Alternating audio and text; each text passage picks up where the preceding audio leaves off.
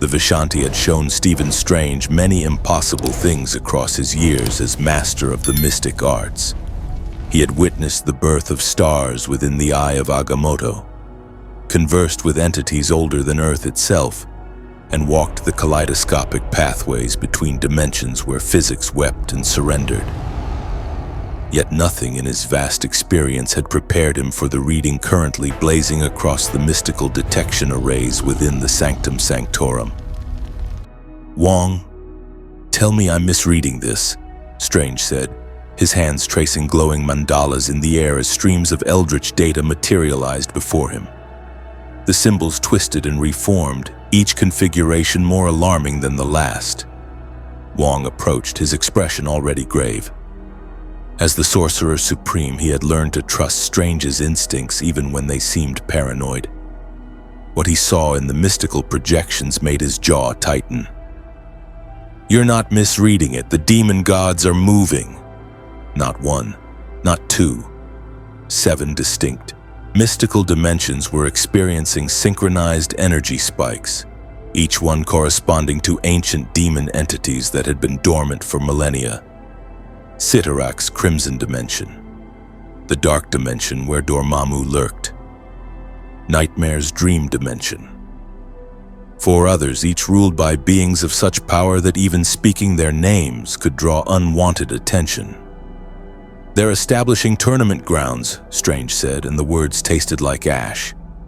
He expanded the projection, revealing how each demon god was warping their realm, creating vast arenas where reality itself bent to accommodate combat on a cosmic scale. Not random violence, organized, structured. They're hosting something. "Hosting what?" Wong asked, though the dread in his voice suggested he already suspected. Strange's fingers flickered through another spell, and the answer materialized in burning Sanskrit. A challenge echoing across dimensional barriers, calling warriors from across the multiverse to prove themselves in combat. The prize: power beyond mortal comprehension. The cost: every battle fed energy directly to the demon gods themselves, strengthening their grip on reality. "A multiversal death tournament," Strange said flatly. "Brilliant in its simplicity. Warriors come seeking glory. Demon gods harvest their combat energy, and with each fight, the barriers between their dimensions and ours weaken." He could already see the potential endgame. 7 demon dimensions merging with Earth, reality itself becoming one endless battleground ruled by entities that fed on violence. Wong's hand went to the sling ring on his finger. "We need to alert the Avengers. Captain Marvel, Thor." "Won't be enough." Strange cut him off, not out of disrespect but cold calculation. "These aren't beings you punch into submission. They exist across multiple dimensions simultaneously. Thor fought Surtur and won. These entities make Surtur look like a street thug." He began pacing, the cloak of levitation swirling behind him. "We need someone who can match them in direct combat while we work the mystical angle. Someone powerful enough to win their tournaments, disrupt their energy harvesting, buy us time." "You're describing someone who doesn't exist," Wong said. "That level of raw power combined with combat skill refined enough to—" Strange wasn't listening. His mind raced through possibilities, discarding each one. Captain Marvel was powerful but inexperienced with mystical threats. Hulk was unpredictable. Thor was off-world, dealing with the aftermath of Gor's rampage. Scarlet Witch couldn't be trusted after her Darkhold corruption. They needed someone who lived for combat, who could adapt to any fighting style, whose power could scale to match godlike opponents. Someone who didn't exist in this universe. The realization hit him like a Kamar Taj training staff to the skull. "We look in other universes." Wong's eyes widened. "Stephen, after what Wanda did with the Darkhold, after the incursions." "I'm not talking about dreamwalking or possession," Strange interrupted, already moving toward his private library where the most dangerous tomes resided. "I'm talking about a summoning, a recruitment. The barriers between dimensions are already weakening because of these demon tournaments. We use that instability, find a warrior from another reality, bring them here with their consent. The risks are nothing compared to 7 demon gods merging with our dimension. Strange pulled an ancient volume from the shelf, its cover marked with symbols that predated human language. The Codex of Imperious Champions contains spells designed to locate and contact the greatest warriors across the multiverse. He laid the book on a pedestal, began flipping through pages that seemed to shift and rewrite themselves based on the reader's intent. Wong moved beside him, his earlier skepticism giving way to grim acceptance. What are you looking for? Someone with raw power, matching cosmic entities, martial skill beyond mortal limits, and critically, someone who fights for the right reasons, who won't be corrupted by the demon god's promises of power. Strange's fingers stopped on a page where the text glowed with golden light. The spell was complex, requiring him to send his consciousness across dimensional barriers, searching for a specific energy signature. A warrior of pure heart, unmatched strength, and genuine love of combat. This could pull in anyone, Wong warned. A monster, a conqueror, The spell has parameters, Strange assured him, though his tone betrayed his own uncertainty. It seeks someone who fights to protect, to grow stronger, not for domination, but for the challenge itself. He began gathering materials, crystallized chronology from the time stone's residual energy, thread from the cloak of levitation, his own blood marked with mystical significance. 20 minutes later, the summoning circle blazed to life in the sanctum's ritual chamber.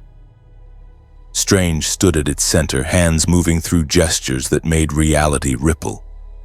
Wong anchored the spell from the circle's edge, feeding it stabilizing energy. The air grew thick with potential. Across the infinite expanses of the multiverse, Strange intoned, his voice resonating with power that wasn't entirely his own. I seek the perfect warrior, one whose strength matches God's, whose skill transcends mortality, whose heart remains pure through countless battles. The circle's light intensified, becoming almost blinding. I offer honorable combat against worthy opponents. I offer challenges that will test your absolute limits. I offer... The dimensional barrier shattered, not gently, not with the controlled precision of a portal spell.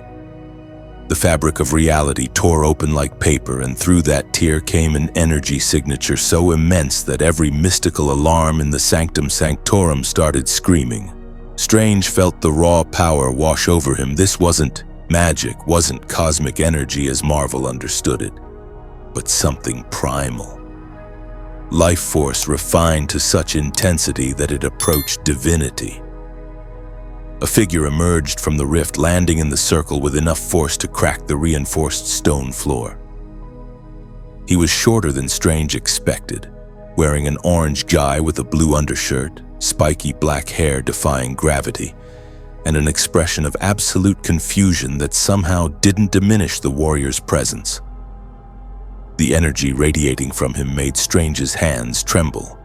This was power on par with Thor at his peak, maybe beyond. And the warrior wasn't even trying. Hey, the figure said, scratching his head with a disarmingly friendly gesture. I was right in the middle of training with Whis when everything went all weird and flashy. Where am I? His eyes, dark and curious, scanned the sanctum with childlike wonder rather than suspicion. Wong's defensive stance relaxed slightly at the genuine confusion in the stranger's voice, though he kept his hands ready to form shields. Who are you? The warrior grinned, a smile so pure and enthusiastic it seemed bizarre, coming from someone radiating such overwhelming power. I'm Goku, son Goku from Earth.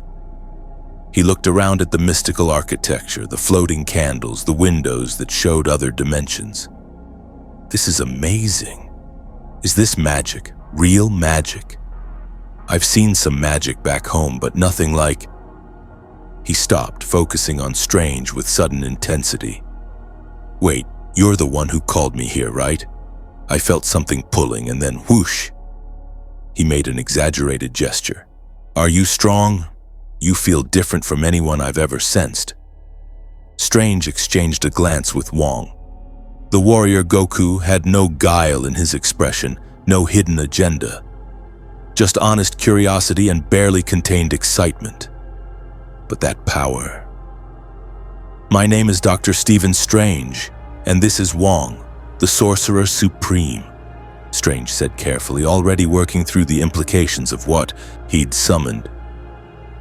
We brought you here because we need help. Our dimension is under threat from beings of immense power, demon gods hosting tournaments across mystical realms. Every battle fought strengthens them, brings them closer to invading our reality. Goku's expression shifted, the playfulness fading to reveal something more serious beneath. Demon gods? Tournaments? The curiosity in his voice intensified. How strong are they? That wasn't the question Strange had expected, not how do we stop them, or what's the plan, but how strong are they? He saw Wong's concerned expression and understood it perfectly. They'd summoned someone powerful, certainly, but whether they'd summoned a hero or simply someone who loved fighting remained to be seen. Strong enough that conventional heroes can't match them, Strange said carefully. They exist across multiple dimensions, feed on combat energy, and have power that... So they're really strong, Goku interrupted, and now there was something else in his eyes. Excitement, hunger. The expression of someone who'd just been told about the ultimate challenge. Strange felt a chill despite the sanctum's warmth. He'd summoned the perfect warrior, certainly, someone whose power could match demon gods, whose combat skill was clearly beyond mortal limits. But looking at Goku's eager smile as he asked about the strength of interdimensional threats, Strange wondered if he'd made a terrible mistake. The warrior showed no fear, no appropriate dread at the cosmic stakes. Just pure, uncomplicated excitement at the prospect of fighting the strongest opponents imaginable. If you want to see more characters enter different universes, hit that subscribe button and drop the name of a character and the universe you'd want to see them in down in the comments below. With great power comes great responsibility. The demon gods were turning mystical realms into tournament arenas, and Strange had just delivered them the ultimate prize fighter. Wong moved closer, his voice low.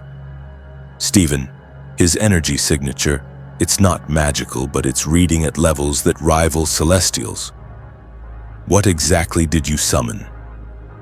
Strange watched Goku examine the mystical artifacts around the chamber with the wonder of a child in a toy store, occasionally poking things with dangerous curiosity.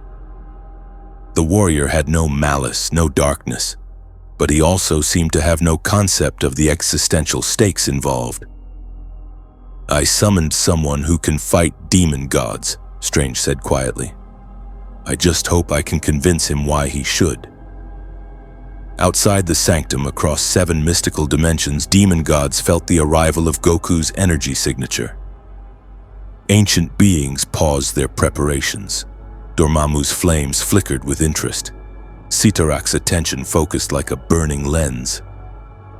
Fresh prey had entered the game. The tournaments would begin soon.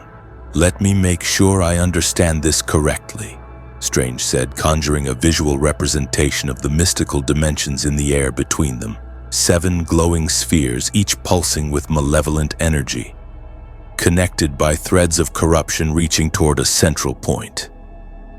Earth. These demon gods are ancient beings of immense power. They don't just want to fight. They want to consume our reality, merge their dimensions with ours, and turn all of existence into their personal battlefield. Goku nodded enthusiastically, watching the display with fascination. Right.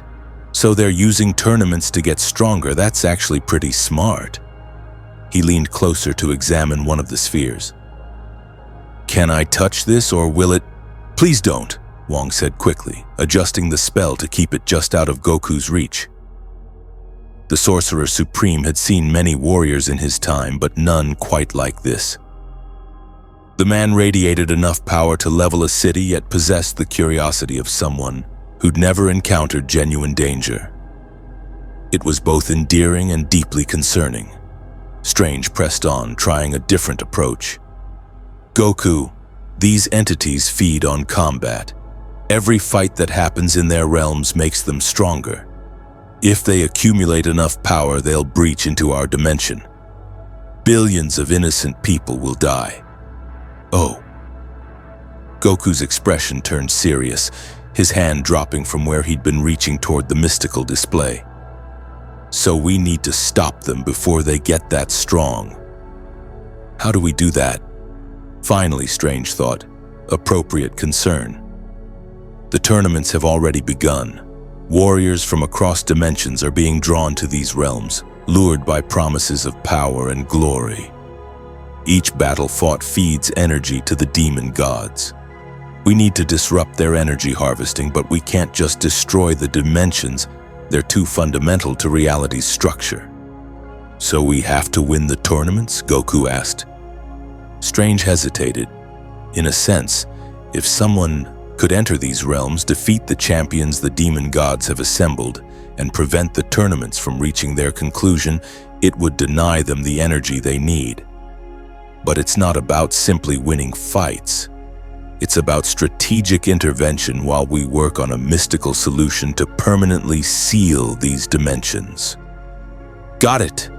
Goku punched his palm, the gesture so earnest it seemed almost comical given the cosmic stakes. "So I fight the strongest guys in each dimension, stop the tournaments, and you do the magic stuff to lock them away forever. Sounds like a plan." Wong exchanged a worried glance with Strange. "You're very enthusiastic about this." "Well, yeah." Goku's grin was infectious despite everything. "Back home, I fought in the Tournament of Power. All these universes sending their strongest warriors, everything on the line. It was incredible. This sounds even bigger." He paused, his expression becoming more thoughtful. "But you said people would die if we don't stop this. I've seen what happens when bad guys get too strong, lost a lot of friends that way." The pain in his voice was genuine, brief but deep. "So we stop these demon gods, protect your Earth, and I get to test myself against some really powerful opponents. Win-win?"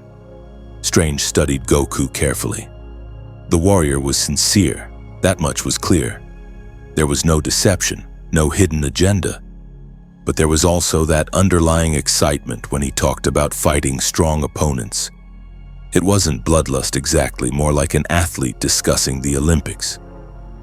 Combat was clearly Goku's purpose, his passion, perhaps even his addiction.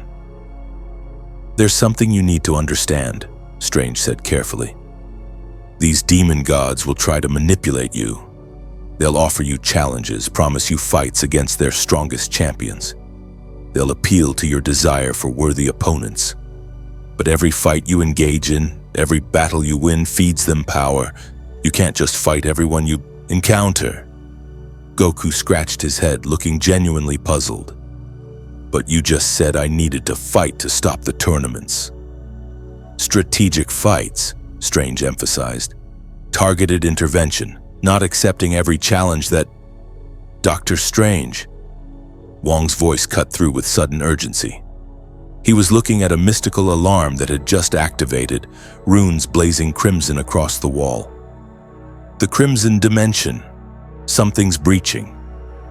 Strange's hands moved immediately, forming defensive mandalas as a portal tore open in the sanctum's chamber. But this wasn't a gentle mystical gateway. This was forced entry, reality ripping like fabric. Through it stepped a figure wreathed in crimson energy, humanoid but towering, its body composed of crystallized rage made manifest. "A juggernaut," Wong breathed, recognizing the creature immediately. Not the Juggernaut Cain Marco, but one of Cyttorak's empowered champions, a warrior enhanced by the Crimson Gem's power to serve as the demon god's avatar. The creature's voice echoed with otherworldly reverberance. The Crimson God has sensed a new power enter this dimension, one worthy of testing. You are summoned to the first arena, warrior of unknown origin. Refuse, and Cyttorak's wrath will... Goku appeared in front of the Juggernaut so fast that Strange barely registered the movement. One moment the Saiyan was beside him, the next he was examining the Crimson Champion with undisguised interest. "Whoa, you're strong! I can feel it from here. Are you one of the Demon God champions?" The Juggernaut seemed momentarily thrown by Goku's casual approach. "I am Cyttorak's herald. You will face him in combat, or..." "Sure," Goku said brightly. "When do we start? Is Cyttorak the strongest one, or are there others?" Strange mentioned 7 demon gods, so I'm guessing there's some variety in power levels. Oh, and are there rules? Because back in the Tournament of Power, we couldn't kill anyone, which was actually kind of challenging. When... "Goku," Strange said sharply, pulling the warrior back with a mystical tether. The Saiyan looked at him with confusion as Strange addressed the Juggernaut.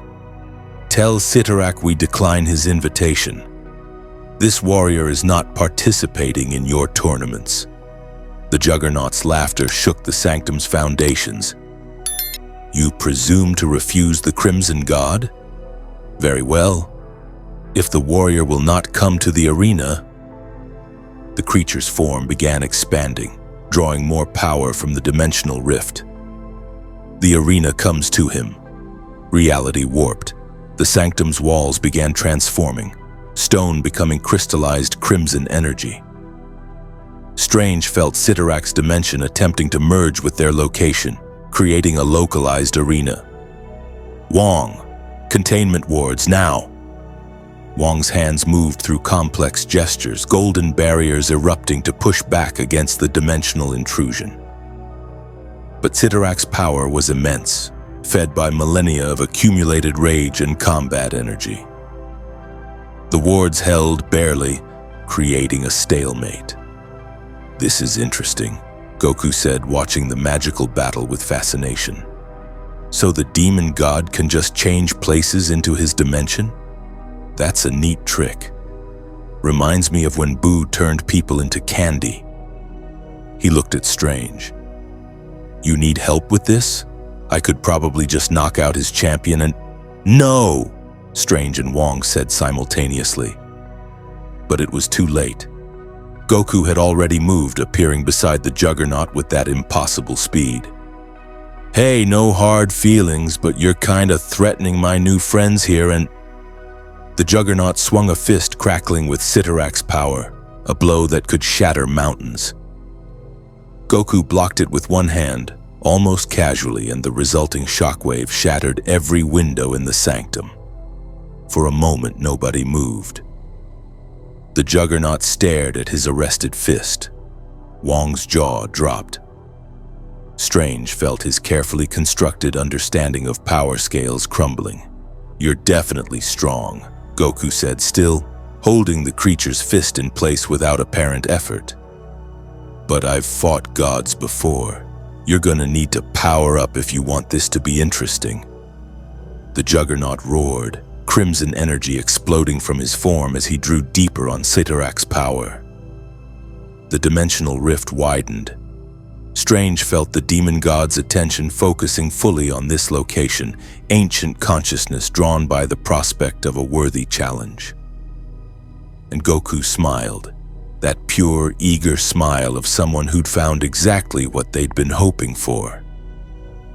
"Stephen," Wong said quietly, still maintaining the containment wards, "we have a problem." Strange knew.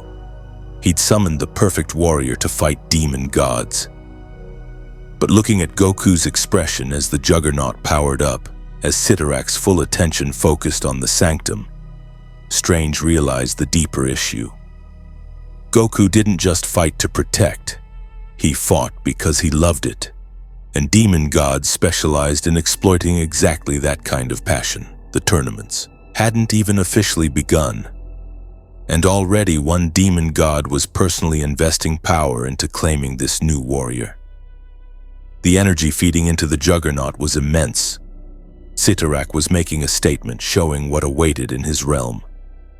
"Goku," Strange said urgently, "you need to end this quickly.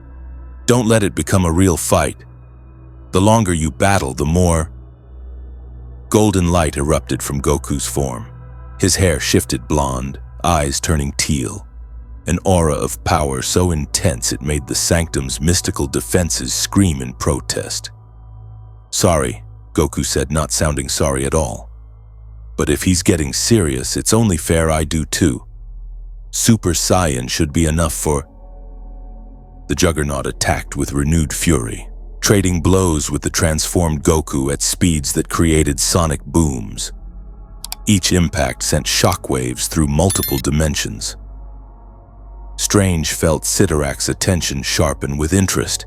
This wasn't just a strong warrior. This was something the demon god had never encountered before. Wong was sweating with effort, the containment wards buckling. "Steven, the other demon gods are noticing. I'm detecting attention from the dark dimension, from Nightmare's realm. They're all watching." Of course they were. Strange had pulled a warrior from another universe whose power signature was unlike anything Marvel's mystical dimensions had encountered. And now Goku was giving them a demonstration, showing exactly how strong he was. The fight lasted 30 seconds. Goku moved with practiced efficiency, systematically dismantling the Juggernaut's defenses. A kick shattered the crimson armor. A palm strike dispersed the mystical energy. A final punch pulled at the last moment sent the champion flying back through the dimensional rift. "Tell Cyttorak that was just a warm-up," Goku called cheerfully after the retreating figure. "If he wants a real fight, I'm happy to..." Strange sealed the rift with a gesture, cutting off whatever invitation Goku was about to extend. The Sanctum's walls returned to normal, though the damage from the brief battle remained. Broken windows, cracked floors, scorch marks where mystical and ki energy had clashed. "What just happened?" Wong asked, though his tone suggested he already knew and didn't like it. "Goku just announced his presence to every demon god simultaneously," Strange said, feeling a headache building behind his eyes, "and showed them exactly how powerful he is." "Was I not supposed to fight him?" Goku asked, genuinely confused, his hair returning to black as he powered down. "He attacked first, and you said I needed to stop the tournaments by fighting the champions." "Strategic fights," Strange repeated, though it felt futile. "Carefully planned interventions, not just..." He stopped, took a breath. This wasn't Goku's fault. The warrior was doing exactly what came naturally to him. Strange had summoned him specifically for his combat prowess. He couldn't be angry that Goku was exactly what he'd asked for. A new alarm activated, then another, and another. Wong checked the mystical detection arrays, his expression growing grimmer with each passing second. "All 7 dimensions, they're all sending heralds. Dormammu, Cyttorak, Nightmare, Shuma-Gorath, Satanish, Ragador, and Icon. Every demon god simultaneously." "They want to meet me?" Goku asked, perking up with visible excitement. "They want to recruit you," Strange corrected. "Or test you, or claim you as their champion." He looked at Goku seriously. "This is exactly what I was trying to prevent. You've made yourself the centerpiece of their tournaments. Every demon god now sees you as the ultimate prize, win you to their side, and they prove their supremacy over the others." Goku absorbed this information, his expression thoughtful. "So they're competitive with each other? These demon gods?" "Intensely," Wong confirmed. "They've existed in isolation for eons, each ruling their dimension absolutely. This tournament situation is unprecedented. 7 of them cooperating, which means they've found something worth setting aside their usual conflicts. And now they've found something better, Strange said bitterly. A warrior strong enough to tip the balance between them. Goku, you've just become the focal point of an interdimensional war. The Saiyan considered this, then shrugged with surprising nonchalance. Sounds complicated, but the goal's still the same, right? Stop them from merging with Earth, protect innocent people, and fight some really strong opponents along the way. He looked at Strange with those earnest eyes. I promise to help. I keep my promises. So just tell me what to do. Strange wanted to argue, to explain all the ways this situation had just become infinitely more complex. But looking at Goku's sincere expression, he realized something. Yes, the warrior loved fighting. Yes, he was dangerously enthusiastic about powerful opponents, but underneath that there was genuine heroism. He'd mentioned losing friends to powerful villains. He understood stakes, even if his approach seemed cavalier. We need to establish rules, Strange said finally. You can't just accept every challenge. We pick our battles carefully, target specific champions whose defeat will actually disrupt the demon god's plans. And you need to understand, this isn't about winning fights for glory. It's about denying them power while we find a permanent solution. Got it, Goku said, nodding. Strategic fighting. Save the Earth. Be smart about it. He paused. Though if they're all sending heralds, we should probably deal with those first, right? Wong checked the arrays again. They'll arrive within the hour. All 7 heralds, each empowered by their respective demon god, coming to extend invitations or deliver challenges. Can we refuse them all? Goku asked. We can try, Strange said. But these are demon gods. Refusal may be taken as a challenge in itself. He began, calculating scenarios, weighing options.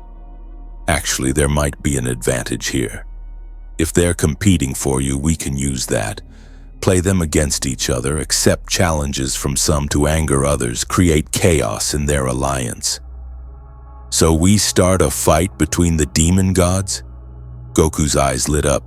That's actually pretty clever.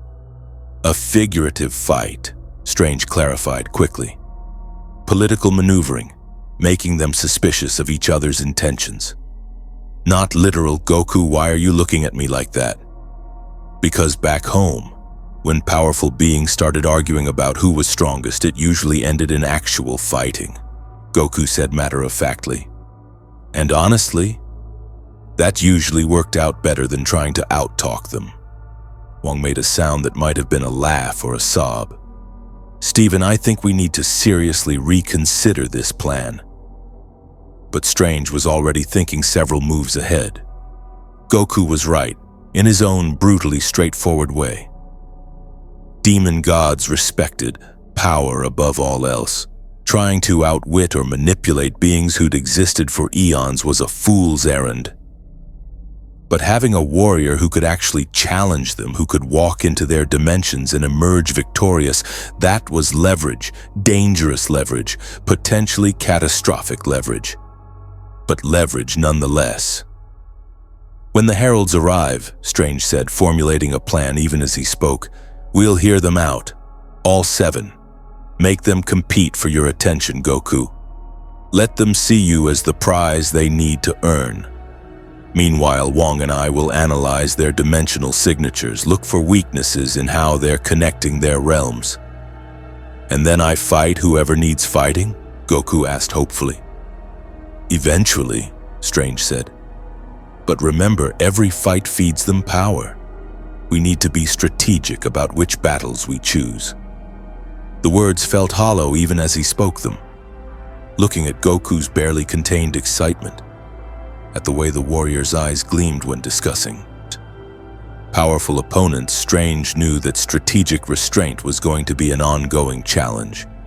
The first herald arrived 10 minutes later, then the second.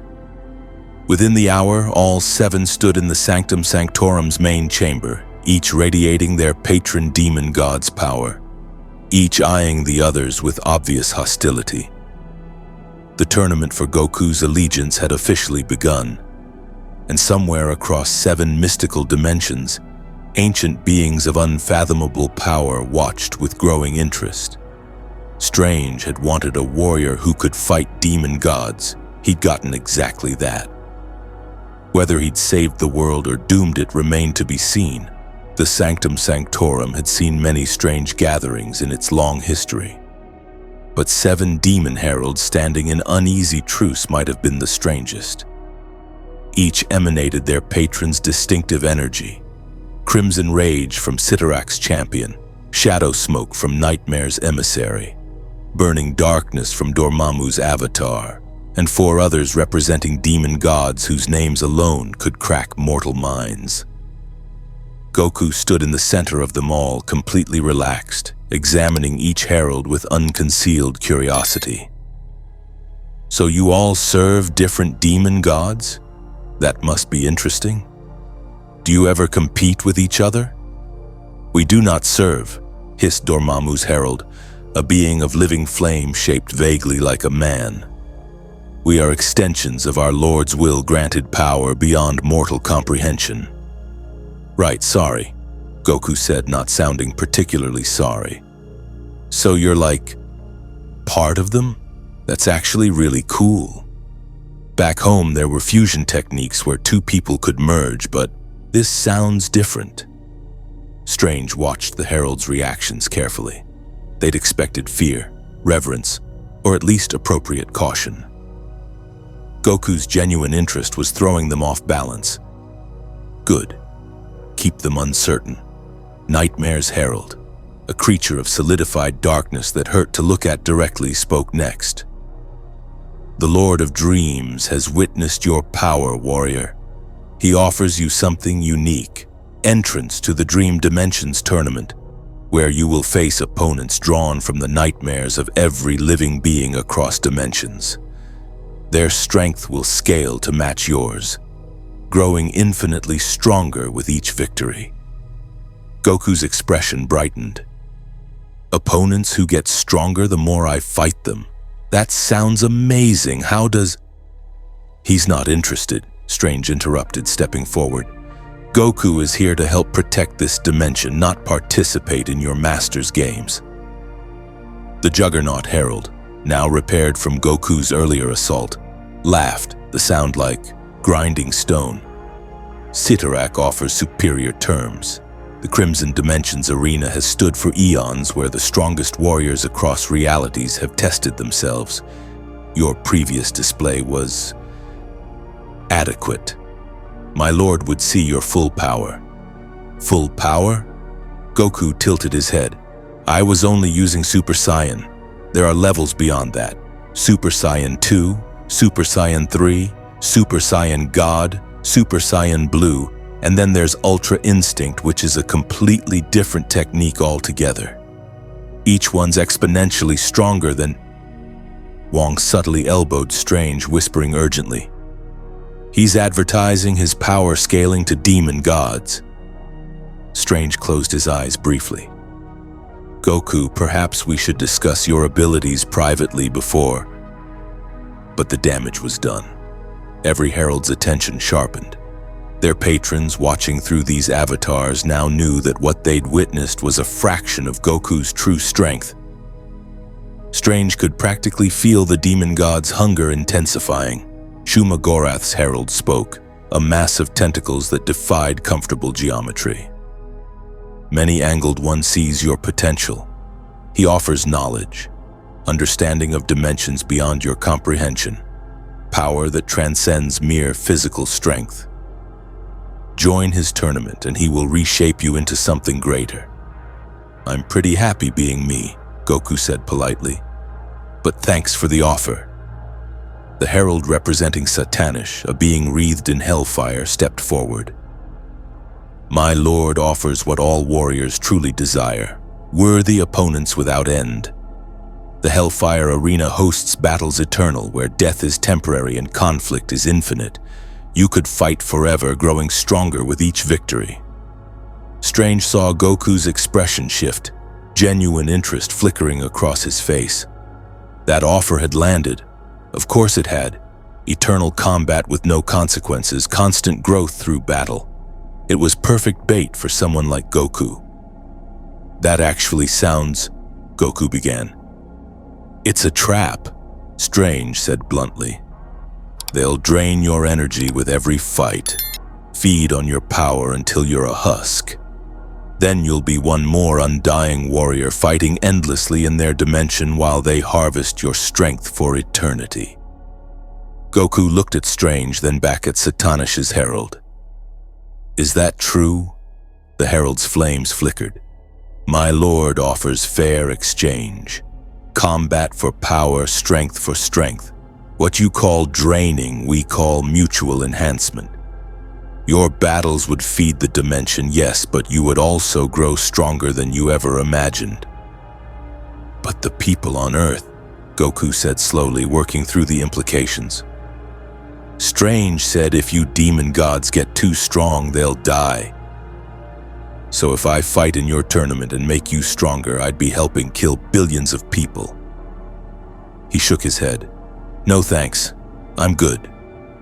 The casual rejection clearly surprised the heralds. Ragador's champion, a crystalline entity that chimed when it moved, spoke with tones like breaking glass. You refuse power? Refuse the chance to face the strongest warriors across dimensions? This is your purpose. We can sense it. You exist to fight, to challenge yourself against worthy opponents. Everything else is meaningless pretense. That's not true, Goku said, but his voice lacked its usual conviction. Strange noticed the hesitation, the flicker of doubt. The herald had struck closer to home than intended. Econ's representative, an ever-shifting figure of impossible angles, pressed the advantage. The Lord of Lost Dimensions offers you honesty, warrior. We know what you are. We can feel your hunger for combat, your need to test yourself against worthy opponents. Your morality is commendable, but it chains you. In our realms, you could fight without restraint, without guilt. No innocent lives at stake. Only warriors who chose to enter the arena. Goku was quiet for a moment, thinking.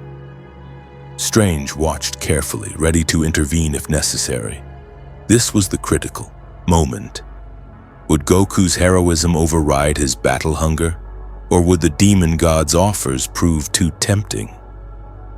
You're right about one thing, Goku said finally. I do love fighting. I love testing myself against strong opponents, pushing past my limits, getting stronger. But you're wrong about it being everything. He looked at Strange, then Wong, genuine warmth in his expression.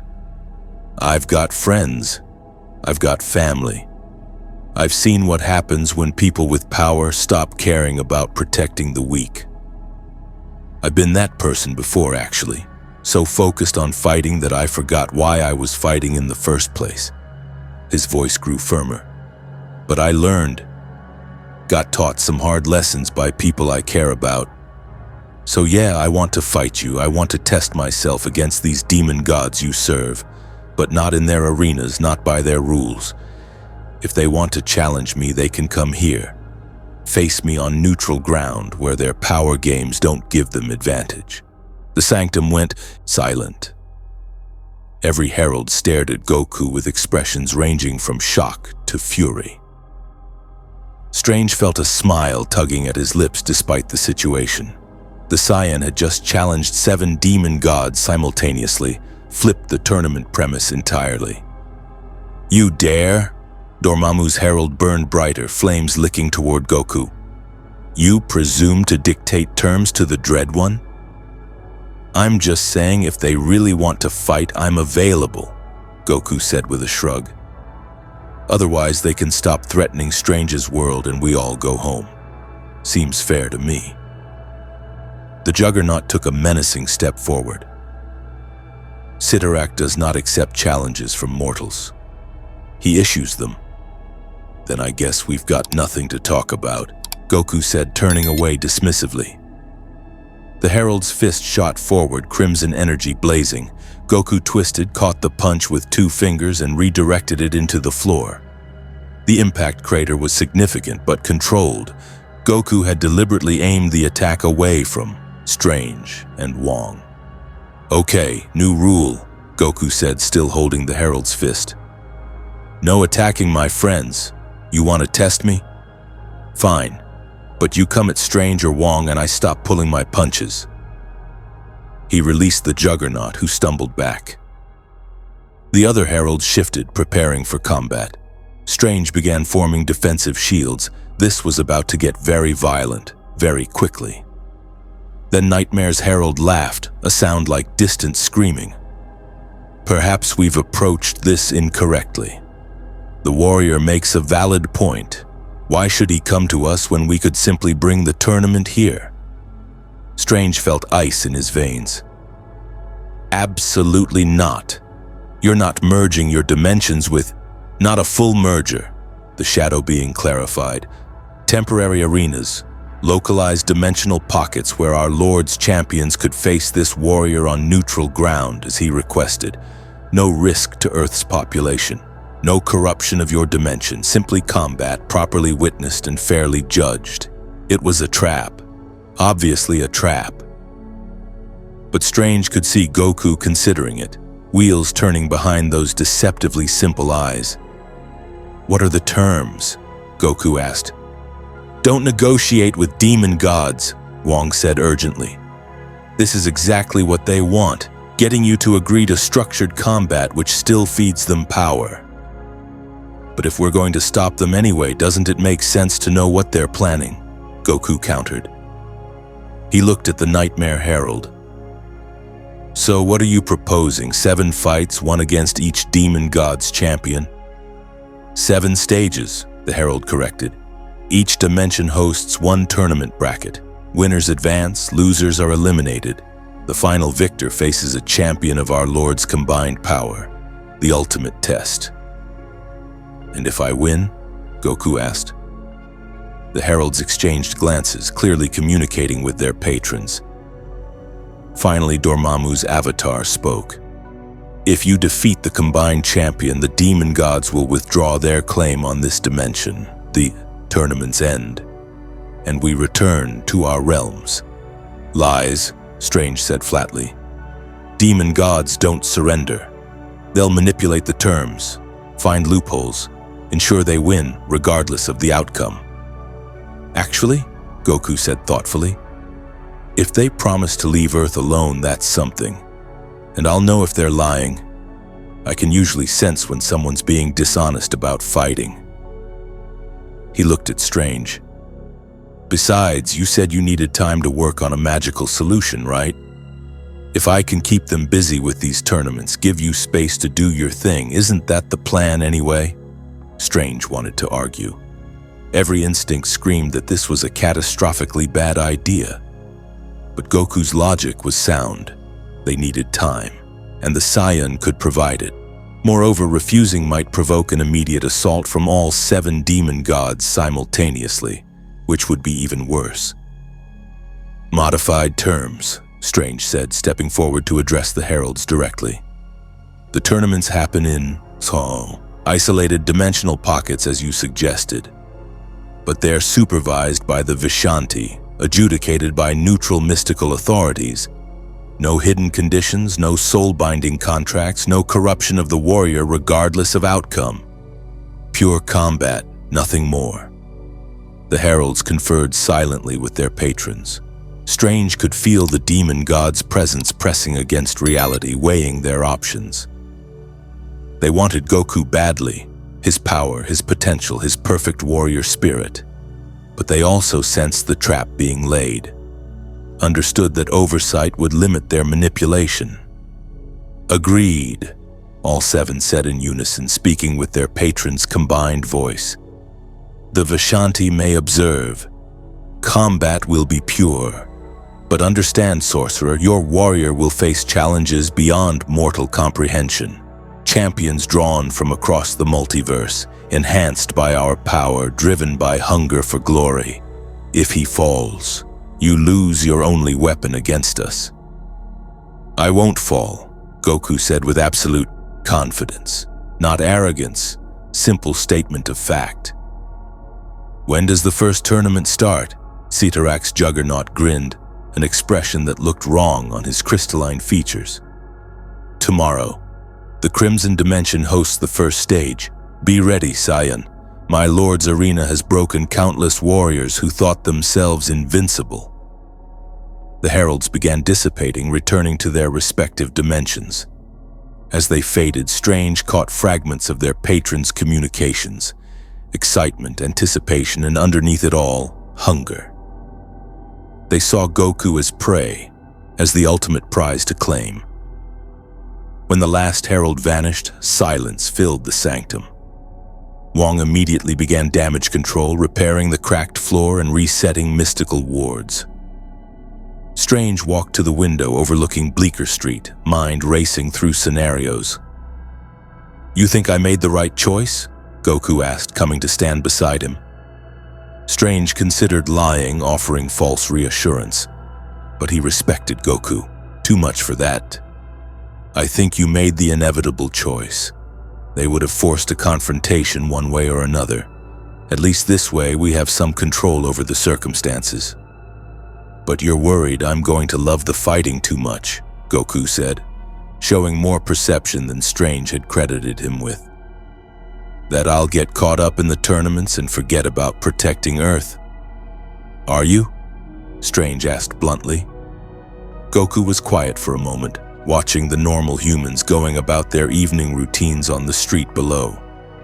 People who had no idea that 7 demon gods were currently planning tournaments to claim their reality. I've made mistakes before, he admitted. Let bad guys power up because I wanted a good fight. Put people in danger because I was too excited about testing myself. My wife yells at me about it a lot. He smiled ruefully. She's usually right. But I've also learned, Goku said firmly. Learned that being the strongest doesn't matter if you can't protect the people you care about. That real strength isn't about fighting the toughest opponents. It's about knowing when to fight and when to stand down. He looked at Strange directly. I'll fight your demon gods. I'll beat their champions. And I'll make sure Earth stays safe. You have my word. Strange studied the Saiyan's face, searching for any hint of doubt or deception. He found neither, only honest determination mixed with barely contained excitement about the battles ahead. I'm going to hold you to that, Strange said.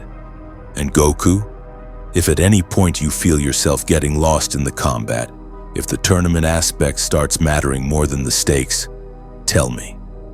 We'll pull you out, find another way. Deal, Goku said, extending his hand. Strange shook it, surprised by the calluses. This was a hand that had trained for thousands of hours, fought countless battles, earned its strength through dedication rather than shortcuts. Wong approached carrying an ancient tome marked with Vishanti symbols. I've made contact with Hogoth. The Vishanti agree to observe the tournaments, but they won't intervene unless the demon gods break their word. We're on our own for the actual combat. That's fine, Goku said cheerfully. Less chance of interference means cleaner fights. Oh, that reminds me. Do these demon gods have weaknesses? Special techniques that work better against them? Back home, different enemies needed different approaches. Some were more vulnerable to energy attacks, others to physical strikes. Some had regeneration that needed to be overwhelmed. Strange and Wong spent the next hour briefing Goku on demon god lore, mystical dimension mechanics, and the specific nature of each entity he'd potentially face.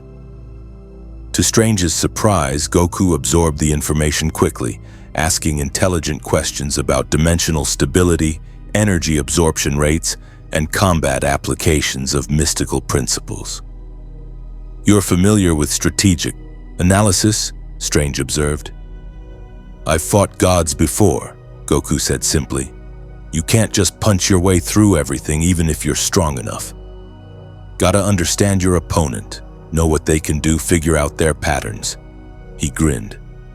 Besides, the smarter the fight, the more satisfying the victory. Maybe, Strange thought, he'd underestimated the Saiyan. Yes, Goku loved combat. Yes, he was dangerously enthusiastic about powerful opponents. But underneath that was a tactical mind honed by decades of facing existential threats. He wasn't just a fighter, he was a warrior in the truest sense. As night fell over New York, preparations began. Wong established mystical links to the Vishanti for tournament observation. Strange started analyzing the dimensional signatures the heralds had left behind, looking for weaknesses in how the demon gods connected to reality. And Goku found a quiet space in the sanctum to meditate, centering himself for the battles ahead. Across 7 mystical dimensions, demon gods prepared their champions. Ancient warriors were awakened, powerful entities were recruited, and arenas were shaped from the raw stuff of their realms. Each demon god believed they would claim this Saiyan warrior, bend him to their will through combat and glory. They couldn't know that Goku had faced universe-ending threats before, had stood against gods who could erase existence with a thought, had protected his world time and again, not through raw power alone, but through the strength of bonds forged in battle. The tournaments would begin tomorrow, and the mystical realms were about to learn why Earth's greatest martial artist had never lost a war, even when he'd lost individual battles. The Crimson Dimension didn't follow normal physics. Standing at the edge of Cyttorak's arena, Goku watched geometry fold in on itself, witnessed crystallized rage-form structures that shouldn't exist, and felt power radiating from every surface. The entire dimension pulsed like a living heart, each beat feeding its master's strength. Fascinating, isn't it? Strange's voice came through the mystical communication link, a spell that allowed him to observe from the sanctum while Goku fought. Cyttorak's realm is built from pure destructive energy given form. Every structure, every particle exists solely to enable and amplify combat. It's like King Kai's planet, Goku said, but way more intense. He tested the dimensional pressure. It was immense, like fighting underwater, but with weight pressing from all directions. Most beings would be crushed flat. Goku felt exhilarated. The gravity here is insane, and there's this energy that keeps trying to make me angry. Is that normal? Cyttorak is the embodiment of unstoppable rage, Wong's voice added to the communication. His dimension attempts to corrupt all who enter, turning them into berserkers who fight without thought. Resist it. Don't let the crimson energies influence your emotional state. Goku took a breath, centering himself like Whis had taught him. The rage energy washed over him, tried to dig hooks into his mind, but found nothing to grip. He'd learned long ago how to fight without losing himself to anger. Ultra instinct required perfect calm. The arena itself was massive, a coliseum carved from crimson crystal that stretched toward a sky of burning red. Thousands of spectral warriors filled the stands, defeated champions from across eons bound to Cyttorak's realm, forced to watch new warriors face the same trials that had broken them. At the arena's center waited Goku's first opponent. He was humanoid, barely, standing 15 feet tall with muscles that looked carved from stone. Crimson energy leaked from cracks in his skin, and his eyes burned with Cyttorak's power. He wore armor made from the same crystallized rage that formed the dimension, each piece enhancing his already formidable strength. "I am Kargath the Unbreakable," the warrior's voice rumbled across the arena. "Champion of the Crimson God, victor of 700 battles in this sacred place. You face me first, Saiyan, as a warning. Turn back now, or be added to Cyttorak's collection of broken warriors." Goku stretched, loosening muscles while gauging his opponent's power level. Strong, definitely strong. Kargath's energy signature rivaled some of the Universe 7 fighters from the Tournament of Power, but not at the level of Jiren or Toppo. A solid challenge for base form, maybe low-level Super Saiyan. 700 wins is impressive, Goku said genuinely. You must be really skilled. I'm looking forward to this. Kargath seemed thrown by the enthusiasm. You look forward to your destruction? To a good fight, Goku corrected. There's a difference. He dropped into a ready stance, one Turtle School students would recognize.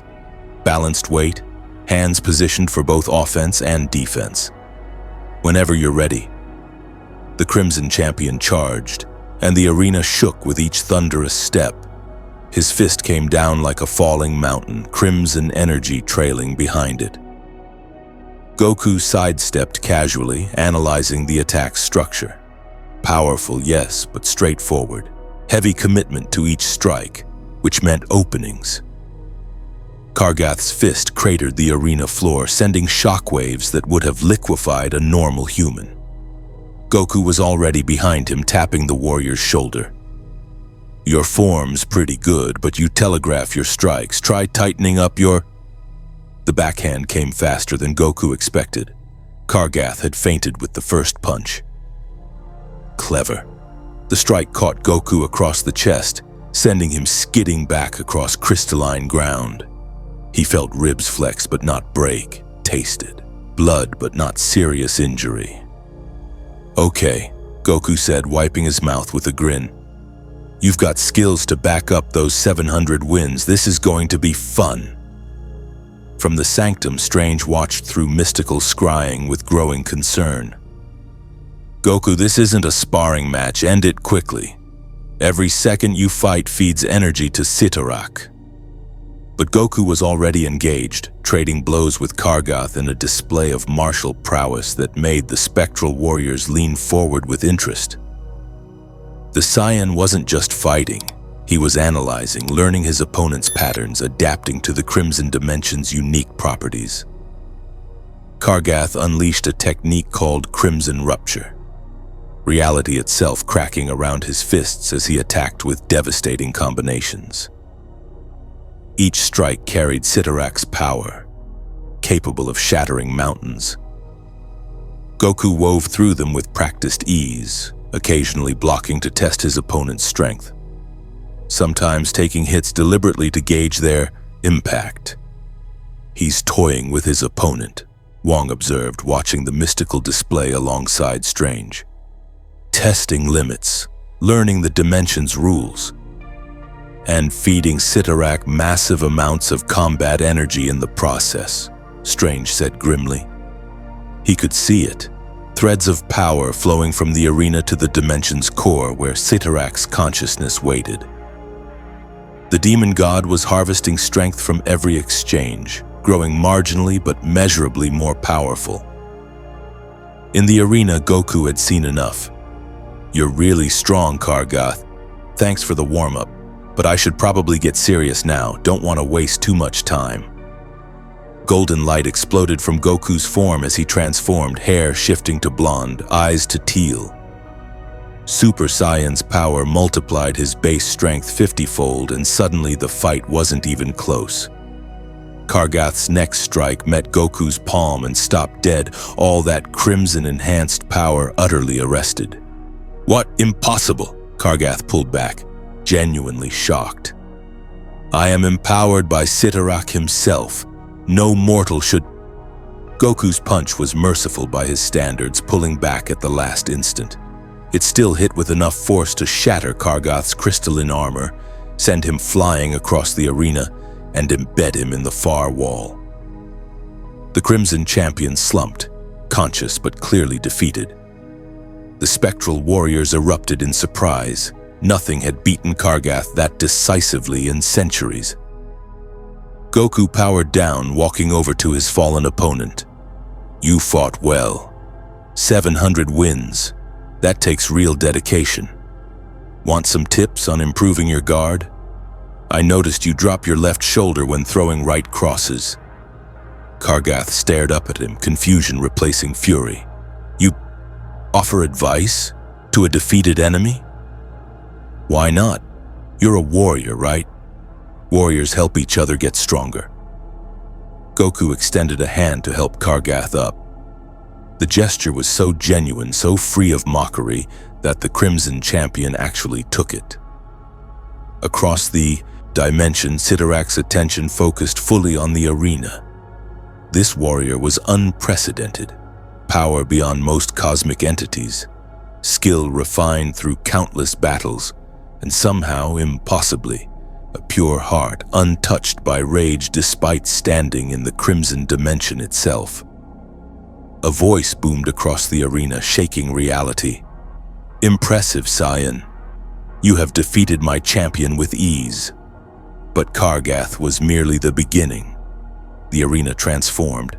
7 more warriors materialized, each radiating power comparable to or exceeding Kargath's. Champions from across dimensions, all granted Cyttorak's blessing, all hungry to test themselves against this newcomer. Round 2 already? Goku asked, excitement clear in his voice. Great. I was hoping there'd be more challengers. Goku, no! Strange's voice came through urgently. This is exactly what they want. Prolonged combat, multiple battles, maximum energy harvest. You need to... But Goku was already moving, engaging the new opponents with that same analytical enthusiasm. Strange watched helplessly as the Saiyans systematically dismantled each challenger, learning from their techniques even as he defeated them. Every fight was a lesson, every opponent a teacher offering new perspectives on combat. And with every exchange, Cyttorak grew stronger. Wang was working frantically at the sanctum, calculating energy transfer rates. Stephen, at this pace, Cyttorak will accumulate enough power to attempt a dimensional merger within hours. We need to pull Goku out. He won't come, Strange said, knowing it was true. Goku had found exactly what he'd been promised. Worthy opponents, honest combat, challenges that pushed his skills. The Saiyan was in his element, and asking him to abandon that would be like asking a fish to leave water. In the Crimson Arena, Goku faced the 7th opponent, a warrior woman named Scar who fought with techniques that reminded him of Caulifla from Universe 6. She was good, creative, adapting, mid-battle in ways that made Goku push into Super Saiyan 2 briefly just to keep up. When he finally won, he bowed respectfully. You're amazing. That spinning kick combination, I've never seen anything like it. Could you show me how? Reality cracked. The arena floor split open, and from the depths rose something that made all previous opponents look like children playing at war. It was composed of pure crimson energy given terrible form, shaped like a warrior but radiating power that approached godly levels. My avatar, Cyttorak's voice announced, forged from the essence of my dimension, empowered by the combat energy you so generously provided. You wanted worthy opponents, Saiyan. Face what your victories have created. Goku's expression shifted, the playful excitement fading to something more serious. He could feel it. This wasn't just another strong fighter. This was concentrated divine power, Cyttorak's will made manifest. Fighting this would be like fighting a god. His smile returned wider than before. Now this is what I'm talking about. Strange felt his blood run cold as he watched Goku power up, golden aura exploding into blue as the Saiyan accessed Super Saiyan Blue. The transformation multiplied his already godly power exponentially, energy signature spiking so high it registered across multiple dimensions. And every demon god felt it. Dormammu paused in his endless burning. Nightmare stirred in his realm of fear. Shuma-Gorath's infinite eyes turned toward the Crimson Dimension. They all sensed it. This was just the beginning of Goku's true power. The tournament had truly begun. And in the Sanctum Sanctorum, Strange realized that his greatest fear was coming true. Goku wasn't being corrupted by the demon gods. He was showing them exactly how strong he was, advertising his power to every mystical entity across the dimensional spectrum. And they all wanted him more than ever. The battle between Goku and Cyttorak's avatar shook the Crimson Dimension to its foundations. Super Saiyan Blue's power clashed against concentrated divine rage, each exchange sending shockwaves that cracked reality itself. Strange watched through the scrying window, documenting every second while Wong worked frantically to reinforce the dimensional barriers protecting Earth. Goku's combat IQ was on full display. He'd quickly realized that Cyttorak's avatar could regenerate by drawing on the dimension's infinite rage energy, so brute force alone wouldn't work. Instead, he was systematically testing the construct's limits, attacking from multiple angles, varying his energy output, looking for the core that sustained its existence. There, Goku spotted it, a crystallized heart of pure crimson power at the avatar's center. He teleported using instant transmission, appearing inside the construct's guard and drove a Kamehameha wave directly into the core at point-blank range. The explosion was spectacular. Crimson energy scattered like shattered glass, the avatar dissolving back into the dimension's ambient power. Goku landed lightly, breathing hard but grinning. That was intense. The way it adapted to my fighting style, I had to completely change approaches 3 times before finding the weak point. Well fought, Cyttorak's voice rumbled across the dimension, and there was genuine respect in it now. You have proven your strength, Saiyan. My tournament concludes with your victory, but know this. The other demon gods have watched. What awaits you in their realms will make my challenges seem gentle. The arena began dissolving, reality shifting as Cyttorak prepared to return Goku to the sanctum. But before the transition completed, the demon god spoke once more, quieter, almost conspiratorial. You seek strong opponents. I understand this hunger.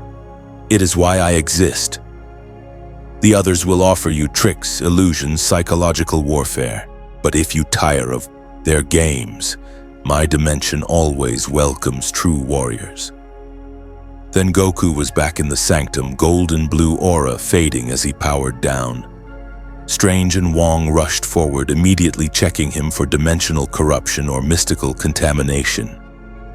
I'm fine, Goku assured them, though he winced slightly. Little sore, that avatar hit hard, but nothing serious. How long was I in there? 4 hours, Wong said grimly. 4 hours of constant combat, feeding Cyttorak enormous amounts of energy. But I won, Goku said, confused by their worried expressions. Isn't that good? 1 demon god down, 6 to go? Strange pulled up a mystical calculation showing power level readings from before and after the tournament. Cyttorak is stronger now than when you entered his dimension. Yes, you won.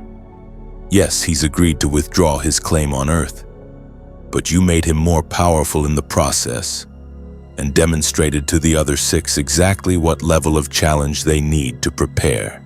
The implications sank in. Goku sat down heavily on one of the sanctum's benches. So even when I win, they win. Not exactly, Strange said, softening his tone. You did disrupt his tournament structure, prevented him from harvesting energy from hundreds of other warriors. And you proved that his champions can be beaten, which may discourage other fighters from entering his realm. But the fundamental problem remains. Your combat feeds them power. Then what am I supposed to do? Goku asked, genuine frustration in his voice. You brought me here to fight demon gods. I fought one, I won, and now you're upset that I fought? I'm not upset, Strange said carefully. I'm concerned, because tomorrow Nightmare's tournament begins, and the Lord of Dreams doesn't fight with raw power. He uses fear, illusion, psychological warfare. He'll dig into your worst memories, your deepest fears, and turn them against you. Goku considered this. I've faced mental attacks before. Mind control, possession, telepathy. They don't work that well on me. This is different, Wong interjected. Nightmare doesn't control your mind. He traps you in dreams where your fears become reality. You could be fighting your own friends, watching your family die, experiencing your worst failures over and over. And every moment of fear, every second of psychological anguish feeds him power. Then I won't be afraid, Goku said simply. Strange wanted to argue that fear wasn't something you could simply choose to ignore. But looking at Goku's expression, determined, uncomplicated, genuinely confident, he wondered if maybe the Saiyan had a point. This was someone who'd faced universe-destroying gods, who'd died multiple times protecting his world, who'd pushed past every limit imaginable. Perhaps ordinary fear simply didn't register anymore. There's another issue, Strange said, changing tack. The other demon gods are now actively competing to host the best tournament. Dormammu has started reshaping the dark dimension, creating challenges specifically designed to counter your abilities. Shuma-Gorath is pulling warriors from dimensions you've never encountered. They're not just testing you anymore. They're trying to impress you. Impress me? Goku looked genuinely confused. They want you to choose their dimension as your favorite, Wong explained. To become their champion voluntarily. Forcing you to serve is difficult. Your will is too strong, your power too great. But if they can convince you that their realm offers the best fights, the worthiest opponents, you might stay willingly. Goku absorbed this, connecting dots. So this whole tournament thing, it's not just about testing me, it's about recruitment. Exactly, Strange said. And the more you enjoy the fights, the more enthusiastic you seem about their challenges, the harder they'll try to keep you engaged. You're not just a warrior to them anymore. You're the ultimate prize in their competition with each other. A notification chimed, one of Wong's mystical alarms. He checked it, expression darkening. Nightmare's invitation just arrived. The Dream Dimension tournament begins in 2 hours. 2 hours? Strange frowned. Cyttorak's tournament just ended. They're not even giving him recovery time. They're capitalizing on combat fatigue, Wong said, hoping he's tired, lowered defenses, more vulnerable to psychological attack. Goku stood, stretching muscles that had been pushed hard against Cyttorak's champions. I should probably eat something then, and maybe meditate for a bit. Clear my head before dealing with the fear dimension. He paused. You guys have food here, right? I'm starving. Despite everything, Strange found himself smiling. Only Goku would face an upcoming battle with the Lord of Nightmares and worry about being hungry. Wong, could you? Already on it, Wong said, heading toward the Sanctum's kitchen. I'll prepare something substantial. He's going to need energy. While Wong cooked, Strange took the opportunity to explain more about Nightmare's realm. Goku listened attentively, asking intelligent questions about dream logic, how to distinguish illusion from reality, and whether his energy-sensing abilities would function in a dimension where physics followed Nightmare rules. The key, Strange emphasized, is remembering that fear is Nightmare's weapon. He'll show you things designed to break your spirit. Friends dying, worlds ending, failures magnified. But none of it is real. It's all constructed from your own memories and anxieties. What if he shows me something I'm actually afraid of? Goku asked seriously. The question surprised Strange. You admit to having fears? Of course, Goku said. I'm afraid of losing people I care about.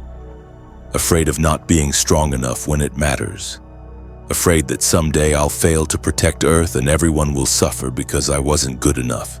He met Strange's eyes. Those are real fears. Probably what Nightmare will use.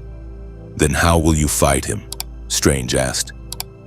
Goku thought for a moment. By remembering why those fears matter. I'm afraid of failing because I care about protecting people. That fear makes me train harder, push further, never give up. So if Nightmare shows me my worst failures, I'll use them the way I always have, as motivation to be better. It was remarkable, Strange thought, how Goku could take something as complex as psychological warfare and reduce it to such straightforward philosophy. Fear as motivation rather than paralysis. Failure as a teacher rather than a weight. It was almost naive in its simplicity. But looking at Goku's expression, calm, centered, genuinely untroubled. Strange suspected the Saiyan's approach might actually work. This wasn't someone who intellectualized fear or tried to rationalize it away. He simply acknowledged it, accepted it, and moved forward anyway. Wong returned with enough food to feed a small army. Goku's eyes lit up, and for the next 20 minutes Strange and Wong watched in amazement as the Saiyan consumed quantities that should have been physically impossible. Plates emptied at shocking speed, yet Goku maintained perfect manners, thanking Wong enthusiastically between bites. Where does it all go? Wong whispered to Strange. Saiyan metabolism, apparently, Strange whispered back. His body processes energy at incredible rates, probably necessary to fuel those transformations.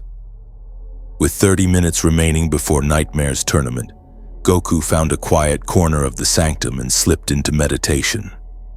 Strange observed from a distance, fascinated by the immediate change. The playful, enthusiastic warrior vanished, replaced by perfect stillness.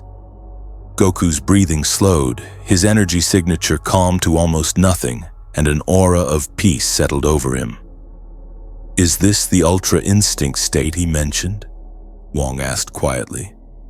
Preparation for it, perhaps, Strange said. He's centering himself, achieving the mental clarity necessary to face a realm of nightmares. It was impressive discipline, the kind that took decades to master. Yet Goku made it look effortless. When the Saiyan opened his eyes, they were clear and focused. I'm ready. Nightmare's portal opened in the center of the sanctum, not violently like Cyttorak's summons, but subtly, reality simply peeling back to reveal darkness beyond. A voice whispered from within, impossible to locate, speaking directly into the mind. Welcome, warrior of light. Come face your deepest fears. Come see what true darkness looks like. Come, and dream forever. Goku stepped toward the portal without hesitation. Strange grabbed his arm. Remember, nothing in there is real. No matter what you see, what you feel, it's all illusion. Focus on your energy, trust your instincts, and don't let the nightmares convince you to give up. I won't, Goku promised. Then he grinned. Besides, I've had some pretty weird dreams before. How bad can it be? He stepped through the portal and darkness swallowed him whole.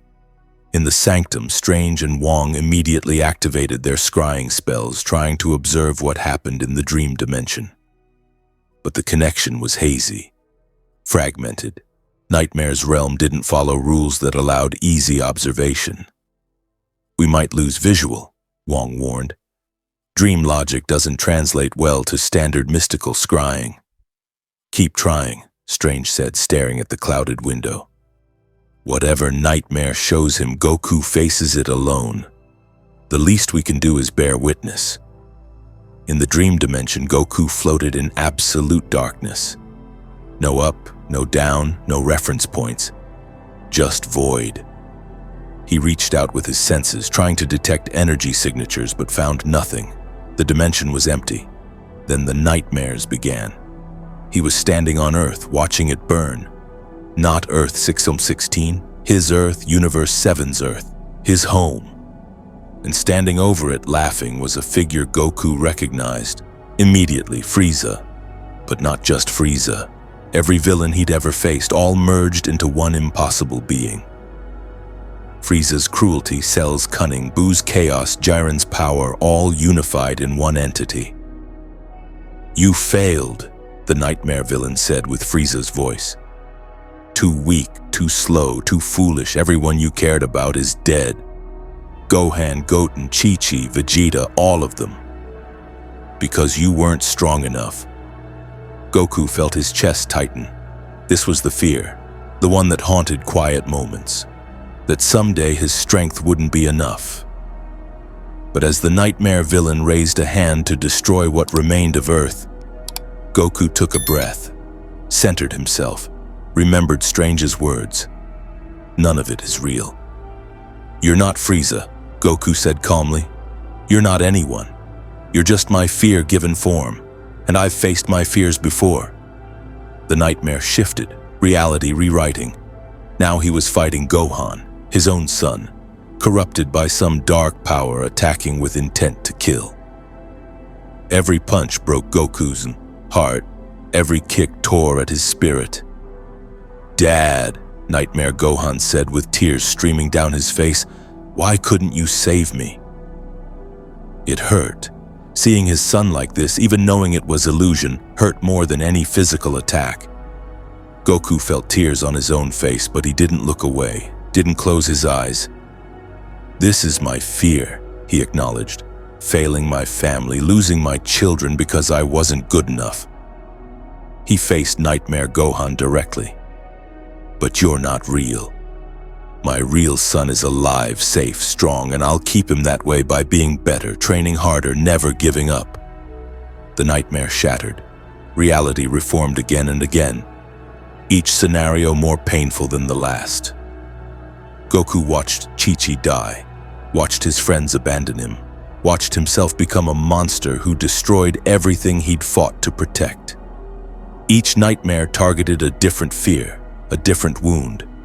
And with each one, Goku acknowledged it, accepted it, and moved forward anyway. In the sanctum, Strange managed to catch glimpses through the scrying window. What he saw amazed him. Goku wasn't defeating the nightmares through power or skill. He was simply refusing to let them break him, facing each fear with honest acceptance rather than denial. "He's not fighting," Wong observed. "He's enduring." "No," Strange said, understanding dawning. "He's transcending. Every nightmare throws at him, Goku turns into fuel. He's feeding on his own fears instead of being consumed by them." In the dream dimension, Nightmare himself manifested, confusion and anger radiating from his shadowy form. "Impossible! No mortal resists my realm so completely. Your fears should destroy you." "They're trying," Goku admitted, wiping tears from his face. "Some of those nightmares really hurt. But pain doesn't mean I have to give up. My master taught me that. Accept suffering, learn from it, become stronger because of it." Nightmare attempted one final gambit. He showed Goku a future where his love of fighting destroyed everything, where his obsession with becoming stronger led to universal destruction, where his pure Saiyan nature consumed his humanity, turning him into exactly the monster Frieza had always claimed Saiyans were. Goku watched himself become evil, watched as he destroyed planets for fun, killed innocents for sport, became everything he'd spent his life opposing. And he smiled. "Nice try," Goku said. "But I've seen that future before. Had to face the possibility that my power could corrupt me. You know what I realized? As long as I remember why I fight, to protect people, to push my limits for good reasons, to be the person my friends believe I am, that future doesn't happen." He powered up, golden aura exploding through the dream dimension's darkness. "You showed me my fears. Now let me show you something." Ultra Instinct activated. Silver-white aura replaced gold, Goku's eyes shifting to that distinctive metallic sheen. In this state, there was no fear, no doubt, no hesitation. Just perfect action, perfect response, perfect clarity. Nightmare's realm couldn't touch him. Dreams required emotional investment, psychological hooks. Ultra instinct operated beyond emotion, beyond conscious thought.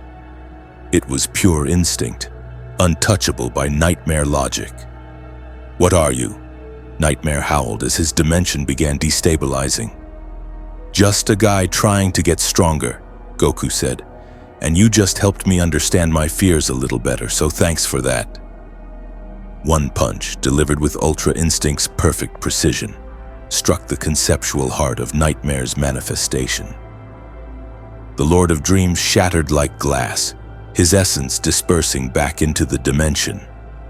Goku returned to the sanctum, Ultra Instinct fading as his hair returned to black. Strange and Wong rushed forward, ready to check for psychological damage. "I'm okay," Goku assured them. "Actually, I feel pretty good. Nightmare showed me some stuff I needed to see, helped me understand myself better." Strange stared at him, incredulous. "You benefited from the dream dimension?" "Well, yeah," Goku said. "Facing your fears head-on is healthy, right?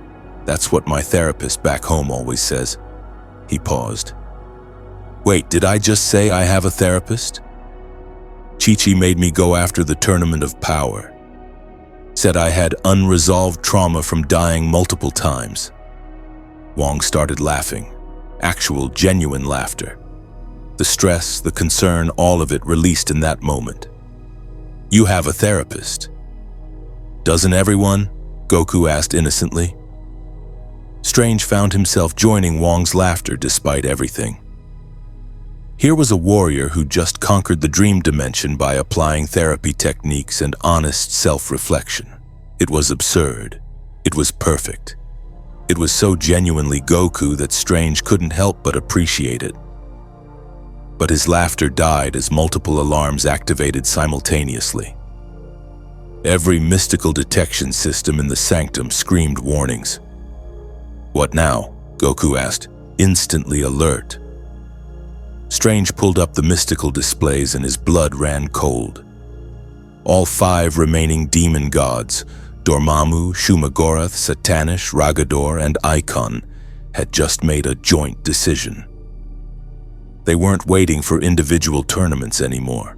They were combining their dimensions, creating one massive arena where Goku would face all their champions simultaneously. "They're escalating," Wong said, reading the data. "Goku just beat 2 demon gods in sequence. They're not taking chances anymore. They're merging their power to ensure he can't beat them individually." "When?" Strange demanded. 24 hours, Wong said grimly. "They're giving us 1 day to prepare, then the real tournament begins." Goku cracked his knuckles, that familiar excited grin returning. 5 demon gods at once. Now that sounds like a challenge.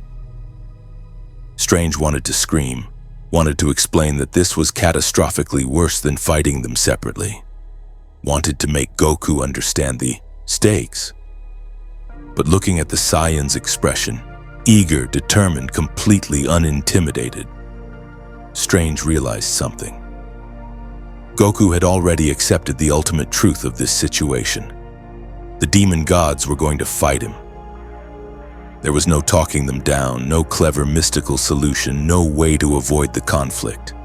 So the only option was to win. 24 hours, Strange said.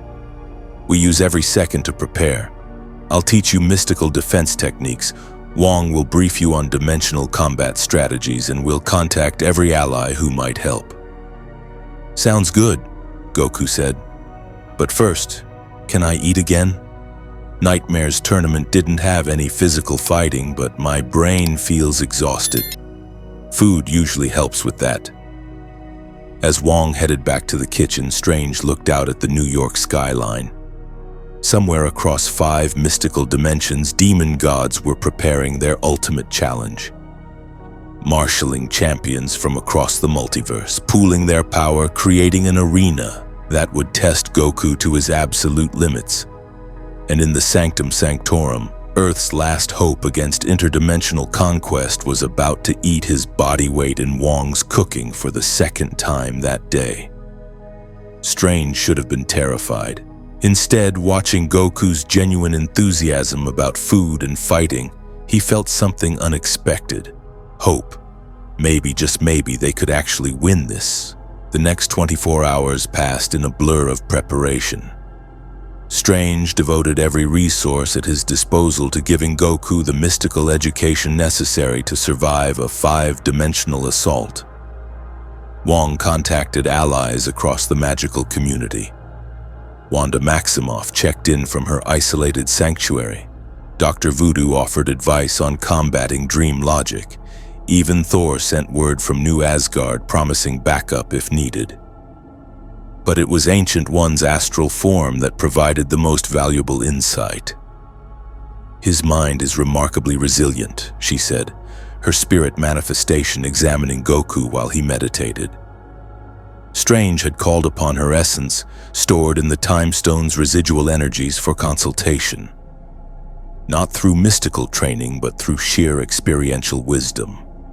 He has died and returned, faced gods and survived, failed and learned. This creates a mental fortress that conventional magic cannot easily breach. But can he survive 5 demon gods attacking simultaneously? Strange asked. The Ancient One smiled enigmatically. The better question is whether they can survive him. This warrior exists outside our understanding of power hierarchies. He operates on principles we've forgotten. Pure martial intent, unbound by dimensional laws or mystical frameworks. The demon gods see him as prey. They should see him as an evolutionary force. Goku opened his eyes as the Ancient One's form faded. Was that a ghost? She felt really wise. The spirit of my predecessor, Strange explained. She taught me everything about the mystic arts. He sat down across from Goku, a decision forming. There's something I need to teach you, a technique that might give you an edge in the merged dimension. Over the next hours, Strange introduced Goku to the concept of dimensional anchoring, a method of tethering one's consciousness to a specific reality so that dimensional manipulation couldn't scatter the mind across multiple planes. It was advanced magic, typically requiring years of study. Goku mastered it in 3 hours. How? Wong asked, watching Goku successfully anchor himself while simultaneously manifesting his ki aura, a combination that should have been impossible. Energy is energy, Goku said with a shrug. Magic, ki, life force. They're all different names for the same thing. You just have to understand how to manipulate it. He paused. At least that's what Whis always said. Don't overthink the difference between divine energy and mortal energy. Power is power. Strange filed that philosophy away for later examination. The implications were staggering. If Goku was right, if magical energy and Kai were fundamentally the same, it would revolutionize the mystic art's entire theoretical framework. But that was a concern for later. Right now, they had less than 12 hours before the merge tournament began. Tell me about the demon gods, Goku said during a brief meal break. Not the fighting stuff. You've already covered their combat. Abilities? Tell me about them. What do they want? What drives them? Strange considered the question carefully. Cyttorak desires eternal combat, endless conflict. He exists to be unstoppable, to embody rage without purpose beyond destruction. Nightmare feeds on fear, growing stronger from psychological suffering. Dormammu wants to consume all realities, merge them into his dark dimension where he is absolute. Shuma-Gorath seeks to unmake reality itself, returning existence to primordial chaos. Satanish trades in souls and corruption, wanting to prove that all virtue is temporary. Ragador and Icon are more enigmatic, entities of lost dimensions seeking something, power perhaps, or meaning in their isolation. So they're all lonely, Goku said. The observation was so unexpected that Strange actually paused. What? Lonely, Goku repeated. Cyttorak fights alone in his dimension forever. Nightmare experiences everyone's fears but has no real connections. Dormammu wants to consume everything because he's empty. Shuma-Gorath wants chaos because order rejected him. Satanish tricks people into selling souls because he can't earn genuine loyalty. And the last two are literally isolated in lost dimensions. He met Strange's eyes. They're all alone, so they want to control everything around them. That's what lonely people do sometimes. Try to force others to stay because they don't know how to build real relationships. Wong had stopped eating entirely, staring at Goku with something like wonder. That's remarkably insightful. I've been alone before, Goku said quietly. When I was training in the afterlife after I died fighting Cell. Years in the other world knowing my friends were alive but I couldn't reach them. It's hard. Makes you do desperate things just to feel connected. He smiled, sadness and warmth mixed together. So yeah, I get it. These demon gods are powerful, dangerous, trying to destroy worlds, but underneath that they're just really, really lonely. Strange felt something shift in his understanding of the situation. He'd been approaching the demon gods as pure threats, entities to be defeated or sealed away. But Goku saw them as people, damaged, isolated, acting out from pain rather than evil. It didn't make them less dangerous, but it added a dimension to the conflict that Strange had missed. Does that change how you'll fight them? Strange asked. Not really, Goku admitted. I'll still stop them from hurting Earth, still beat their champions. But maybe I can show them there's another way. That you don't need to conquer everything to stop being alone. That strength can build connections instead of destroying them. You're planning to redeem 5 demon gods, Wong said flatly. 6 if you count Cyttorak and Nightmare, Goku corrected cheerfully. Though I think Cyttorak just needs better hobbies. And Nightmare could probably benefit from actual friends instead of just experiencing everyone's fears. Strange rubbed his temples, feeling a headache building.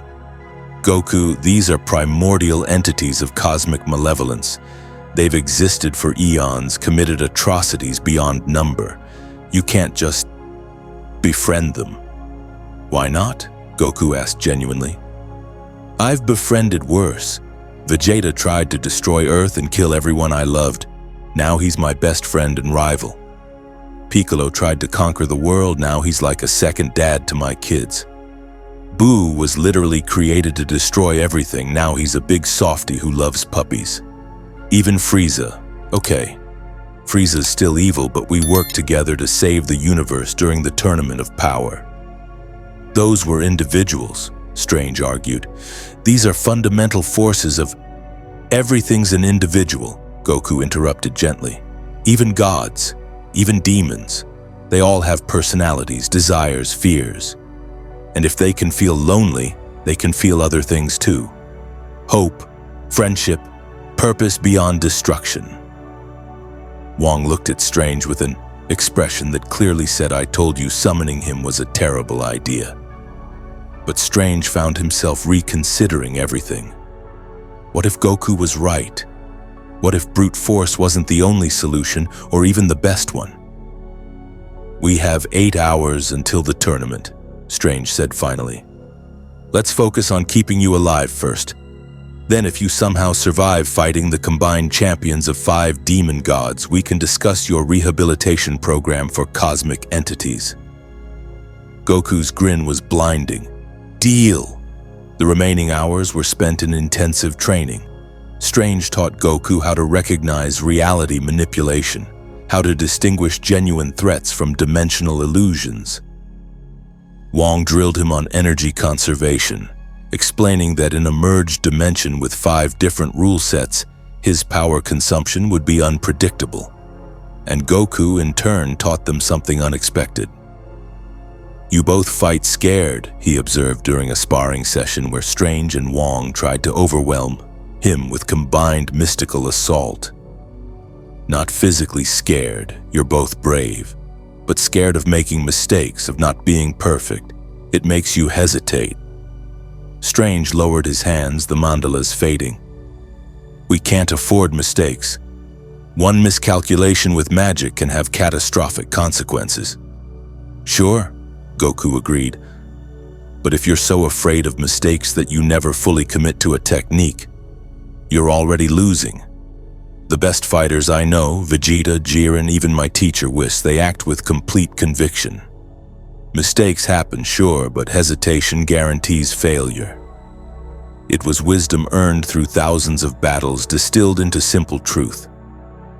Strange found himself adjusting his combat philosophy immediately, committing to spells with more confidence, trusting his training rather than second-guessing every gesture. An alarm chimed, the final hour before the tournament. The three of them gathered in the Sanctum's ritual chamber. Strange had prepared every defensive ward, every emergency contingency. Wong had assembled mystical artifacts that might help if things went catastrophically wrong. And Goku stood in the center, calm and ready. Any final advice? Goku asked. Strange considered everything he'd learned about the Saiyan over the past day and a half. The warrior who loved fighting but fought for the right reasons. The simple man who saw through cosmic complexity to fundamental truths. The hero who believed even demon gods deserved compassion. Don't die, Strange said. Earth needs you, I need you. And apparently those demon gods need someone to show them friendship is possible. Goku laughed, genuine and warm. I'll do my best, but hey, if things go wrong, I've died before. It's really not that bad. There's this whole afterlife thing pretty well organized, actually, and... Please don't die, Wong interrupted. Right, sorry, no dying. Got it. The portal opened. Not gentle this time, but violent and deliberate. 5-dimensional energies merged into one massive gateway. Reality screaming in protest as fundamental forces that should never coexist were forced together. Through it, Goku could see the merged arena, an impossible space where Dormammu's flames burned alongside Cyttorak's crystals, where Nightmare's shadows mixed with Shuma-Gorath's writhing chaos, where Satanish's hellfire danced with the lost dimensions of Ragador and Icon. And in that arena waited an army. Not 7 champions, not 700. Thousands of warriors, each one empowered by demon god energy, each one pulled from across the multiverse specifically to overwhelm Goku through sheer numbers and power. Okay, Goku said, cracking his knuckles. That's a lot of opponents. It's a trap, Strange said unnecessarily. They're trying to exhaust you, drain your power through attrition. Probably, Goku agreed. He stepped toward the portal, paused, looked back. Hey, Strange. Thanks for bringing me here. This has been really fun. Before Strange could respond to that absolutely insane statement, Goku stepped through the portal into 5 merged dimensions filled with an army of demon-empowered warriors. And smiled, because this was what he lived for. Impossible challenges, overwhelming odds, the chance to push beyond every limit. Not for glory or power, but for the pure joy of seeing how strong he could become. The portal sealed behind him. In the Sanctum, Strange and Wong activated every scrying spell, desperate to observe the battle. He's insane, Wong said. Completely, Strange agreed. They watched Goku power up, golden aura erupting, then blue, then silver-white as Ultra Instinct activated immediately. The Saiyan didn't waste time with testing or analysis. He dove straight into combat against impossible odds. And across 5 mystical dimensions, demon gods leaned forward with rapt attention as their greatest tournament began. The merged arena defied description. Goku floated in a space where 5 realities collided, each dimension's physics warring with the others. Gravity shifted randomly, one moment crushing, the next weightless. Fire burned cold while ice radiated heat. Shadows cast light while illumination created darkness. The laws of nature weren't just broken, they were engaged in active warfare. And through this chaos, thousands of warriors charged. Ultra Instinct carried Goku through the initial onslaught with perfect efficiency. His body moved without thought, dodging attacks that came from angles that shouldn't exist. Countering strikes from warriors whose powers operated on contradictory physical principles. A demon from Satanish's realm swung a sword of solidified sin. Goku's hand redirected it into a nightmare construct of living fear. A Cyttorak champion's crushing blow met a Dormammu warrior's dark fire, the collision eliminating both. He's not just fighting, Wong observed from the sanctum scrying window. He's using them against each other, making the dimensional instability work for him. Strange watched in fascination as Goku systematically dismantled the army's coordination. The demon gods had provided quantity, but the merged dimensions' chaos prevented any real unity. Warriors used to Cyttorak's straightforward physics stumbled in Nightmare's dream logic. Champions adapted to Dormammu's burning darkness found themselves confused by Shuma-Gorath's reality-bending madness. Goku was exploiting every contradiction, every incompatibility, turning the demon god's combined power against itself. But there were so many. Even with Ultra Instinct's perfect movement, even with tactical brilliance, the sheer numbers threatened to overwhelm through attrition. Goku's energy was vast but not infinite. Each dodge, each counter, each redirected attack consumed stamina. The demon gods sensed this. They began adjusting their strategy. Reality shifted, the arena contracted, forcing warriors closer together. The dimensional chaos stabilized slightly. Not enough to help the champions coordinate, but enough to prevent Goku from exploiting contradictions as easily. The thousands of warriors began moving in patterns, herding rather than overwhelming. They're learning, Strange said, alarmed, adapting to his tactics in real time. In the arena, Goku felt the change. The demon gods were watching, analyzing, responding. This wasn't just a tournament anymore. It was a test with cosmic entities as examiners, adjusting difficulty as he showed his capabilities. Fine. Time to show them something new. Goku powered down from Ultra Instinct deliberately, his aura shifting back to Super Saiyan Blue. The warriors, sensing weakness, pressed their advantage. Energy blasts from 100 directions converged on his position. He caught them. All of them. His hands moved impossibly fast, redirecting each attack not back at its caster but into his own body. Absorbing the energy, converting it, adding it to his own power. It was a technique he'd developed after watching Moro drain energy during their battle, understanding that absorption worked both ways. The warriors stopped, confused. Their attacks were making him stronger. Clever, Goku acknowledged, his voice echoing across the merged dimension. Send thousands of fighters, drain me through attrition. But you forgot something. Every attack is just energy. And I've learned how to use any energy I encounter. He released the accumulated power in a single omnidirectional burst. Golden blue energy exploded outward, not destroying the warriors but pushing them back, clearing space. In that moment of respite, Goku addressed the watching demon gods directly. I get what you're doing, testing me, seeing if I'm worthy. But here's the thing. This isn't fun for anyone. Your champions are just pawns, disposable pieces in your game. They're not growing stronger, not learning, just being sacrificed to tire me out. He powered down further, dropping to base form.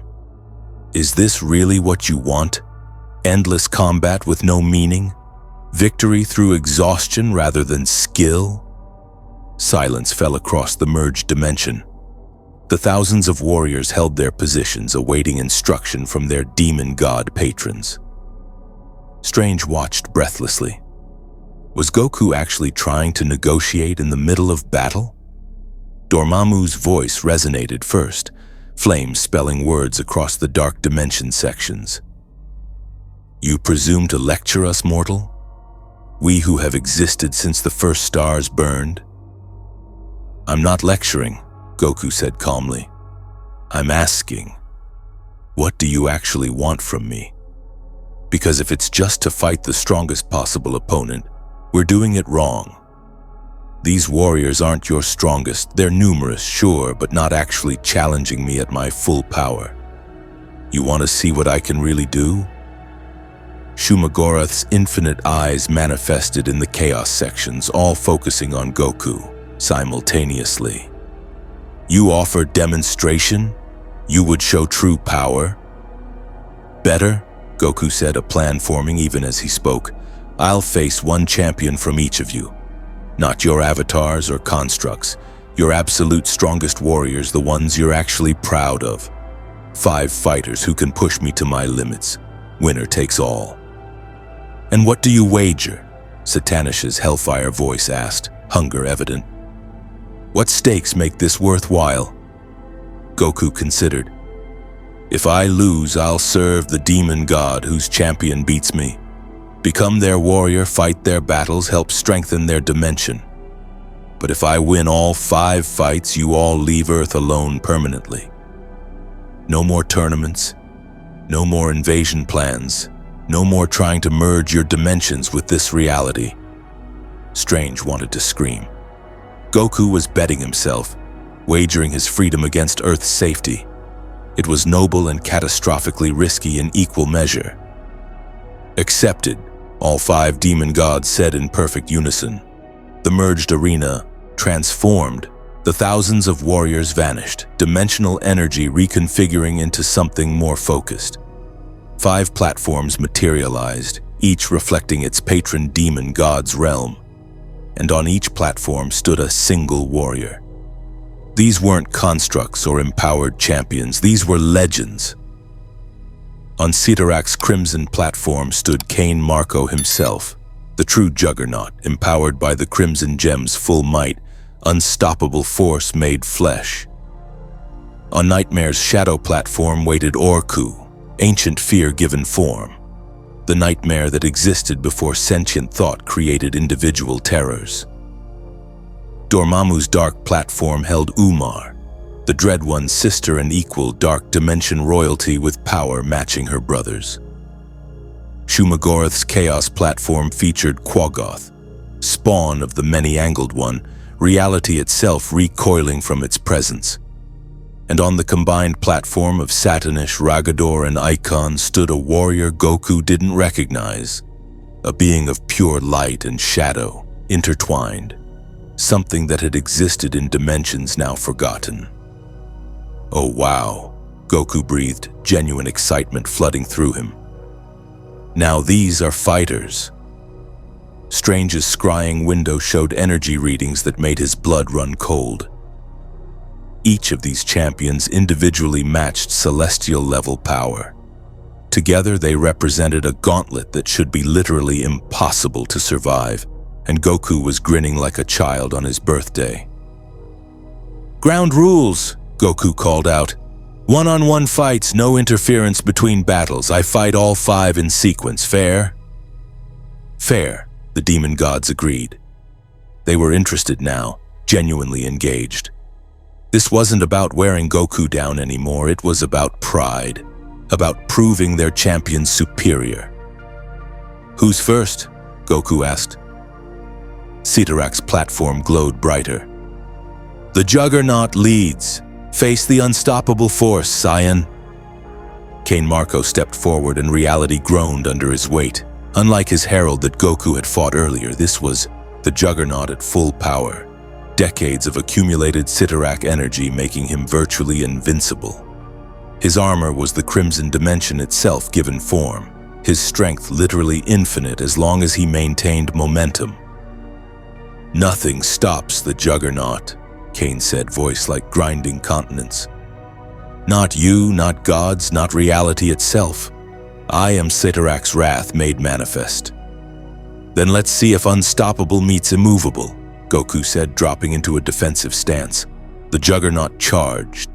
The merged dimension shook with each step, cracks spreading through dimensional barriers from the sheer kinetic force. Goku waited, analyzing, calculating. The Juggernaut's power came from momentum, stop his movement, and the infinite strength faltered. At the last possible instant, Goku sidestepped and struck with perfect precision at the Juggernaut's knee joint, not trying to overpower but to disrupt balance. Kane stumbled, momentum broken, and in that microsecond of vulnerability, Goku unleashed a Kamehameha wave at point-blank range. The crimson armor held, barely. Cracks appeared across its surface. "Clever!" Cyttorak's voice rumbled with approval. "But the Juggernaut adapts." Kane's armor repaired instantly, drawing on infinite crimson energy. He swung, and this time his fist moved with tactical precision rather than just overwhelming force. Goku blocked and felt bones creak under the impact. Even reduced momentum carried godlike strength. They traded blows across the arena, and Goku realized something crucial. He couldn't outlast the Juggernaut. Cyttorak would keep empowering Kane indefinitely. He needed to win decisively, overwhelm the Crimson defenses completely. Time to escalate. Golden blue aura erupted as Goku accessed Super Saiyan Blue's full power, then pushed further. His hair shifted from blue to silver-white as Ultra Instinct merged with the transformation. A state he'd only achieved once before against Granola. The power multiplication was staggering. Mastered Ultra Instinct Blue.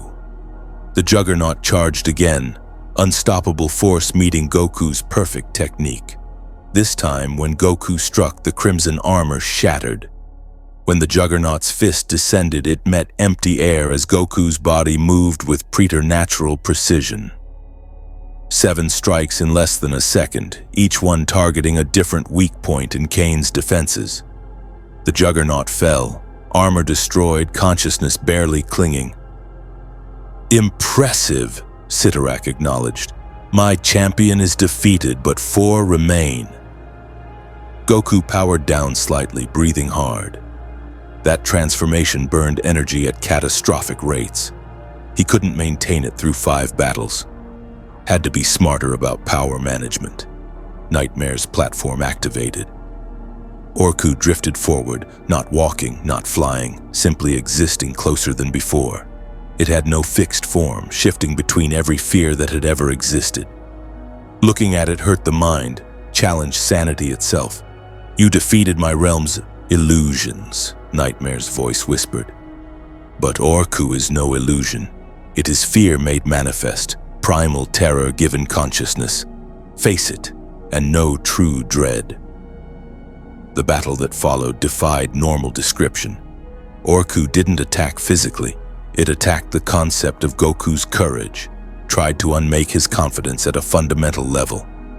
Every memory of failure surfaced simultaneously, every moment of helplessness, every time he'd been too weak, too late, too foolish.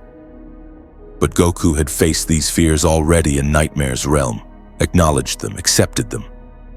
"Fear is normal," Goku said, his voice steady even as Orku's presence clawed at his psyche. "It's okay to be afraid. What matters is fighting anyway." He couldn't punch Orku, it had no physical form. Couldn't overwhelm it with power, it fed on emotional energy. So Goku did something unexpected. He stopped fighting. Stood perfectly still in Ultra Instinct's calm, let Orku's attacks wash over him without resistance. Acknowledged each fear, let it exist without letting it control him. And slowly, impossibly, the ancient terror began to weaken. Because fear required reaction, required the target to struggle, to fight, to resist. Acceptance disarmed it completely. Orku faded, unable to sustain itself against someone who simply refused to be controlled by terror. "Impossible," Nightmare whispered. "No mortal has ever—" "I'm not special," Goku interrupted gently. "I just had good teachers and therapy. Therapy helps a lot." Dormammu's platform blazed to life. Umar stepped forward, dark flames writhing around her form. Where her brother was raw power and hunger, she was refined destruction, surgical in her cruelty. "The Saiyan who defeated my brother's herald," Umar said, voice like dying stars. "I have waited eons to test myself against worthy opponents. Show me this power that threatens dimensions." This was pure combat. No tricks, no illusions, no psychological warfare, just two incredibly powerful beings testing their absolute limits. Umar commanded the dark dimension's flames with mastery Dormammu had never achieved, weaving destruction into elegant patterns that burn through dimensional barriers. Goku matched her, energy against fire, technique against experience. They fought across multiple platforms simultaneously, the battle ranging through different dimensional sections. Umar's dark fire met Goku's Kamehameha waves in explosions that cracked reality. Her dimensional manipulation tangled with his instant transmission, creating combat that existed across multiple locations simultaneously. It was glorious. Pure martial challenge, two warriors operating at cosmic scales, neither holding back. In the sanctum, Strange watched in awe. This is what he meant. This is fighting for joy rather than conquest. They're not trying to kill each other. They're pushing each other to greater heights. After what felt like hours but was only minutes, Goku found an opening. Umar, overextended on a dimensional strike, committed too fully to an attack. His counter was perfect, a strike that disrupted her connection to the dark dimension's power, severing her link temporarily. She fell to one knee, exhausted but smiling. "Magnificent. Had I known warriors of your caliber existed, I would have left my brother's shadow centuries ago. You should visit Earth sometime," Goku said, helping her up. "Lots of strong fighters there, and the food is amazing." Umar laughed, genuine, surprised laughter. "Perhaps I shall." 2 battles remained. Goku's energy reserves were dangerously low. Ultra Instinct had sustained him through 3 cosmic-level fights, but even his Saiyan constitution had limits. Shuma-Gorath's platform erupted with writhing chaos. Goku emerged, a spawn of the many-angled one, something that should not exist in 3-dimensional space. Looking at it directly caused vertigo, nausea, the sense that reality itself was wrong. "I am the question." Goku's voice came from every direction and none. "The answer that breaks comprehension. Face me and know madness." This was the hardest fight yet. Goku didn't follow any rules Goku understood. Its attacks came from angles that didn't exist, struck at parts of Goku that weren't physical. It attacked his existence itself, tried to unmake him at a conceptual level. Goku fell back on pure instinct. Ultra Instinct didn't require understanding, it simply reacted. His body moved through impossible geometries, dodged attacks from directions that had no name, countered strikes against aspects of himself he couldn't consciously perceive. The battle was brief but utterly exhausting. Goku's incomprehensibility meant Goku couldn't strategize, couldn't plan, could only trust his instincts completely. When he finally landed the winning blow, a strike that somehow hit Goku across multiple dimensional axes simultaneously, he dropped to one knee, gasping. "One remains," the demon gods announced. "Face the champion of 3 united powers." The final warrior stepped forward from the combined platform. Up close, Goku could see the intricacy of its form, light and shadow woven together, representing the union of Satanish, Ragador, and Icon's dimensional energies. It was beautiful and terrible in equal measure, a being that existed partially in lost dimensions that no longer technically existed. "I am Caliph," it spoke with 3 voices harmonizing. "Walker of lost worlds, survivor of dimensional annihilation, champion of forgotten realms. "You have fought well, Saiyan, but I am the culmination of your trial. Defeat me and you prove yourself worthy of the respect you seek." Goku struggled to his feet, every muscle screaming. His energy reserves were critically low. Ultra Instinct flickered, struggling to maintain itself. One more battle. Just one more. Kalith moved first, and its fighting style was unlike anything Goku had encountered. It combined Satanish's cunning corruption, Ragador's lost dimension techniques, and Icon's reality manipulation into seamless martial arts. Every strike carried multiple effects: physical damage, soul corruption, dimensional displacement, reality warping. Goku blocked, countered, adapted, but he was fading. His responses slowed. Ultra Instinct faltered. Kalith pressed the advantage, sensing victory. In the sanctum, Strange gripped the scrying window's edge so hard his knuckles whitened. "He's going to lose." "Should we intervene?" Wong asked, hands already forming portals. "No," Strange said, though it killed him. Goku wagered himself freely. To interfere now would make his word meaningless. We have to trust him. In the arena, Goku took a devastating combination. Ribs cracked. Energy depletion reached critical levels. He hit the ground hard, tasted blood. Kalith stood over him, three-voiced warrior prepared to deliver the final blow. And Goku smiled. "You're really strong," he said, struggling to sit up. "All of you are.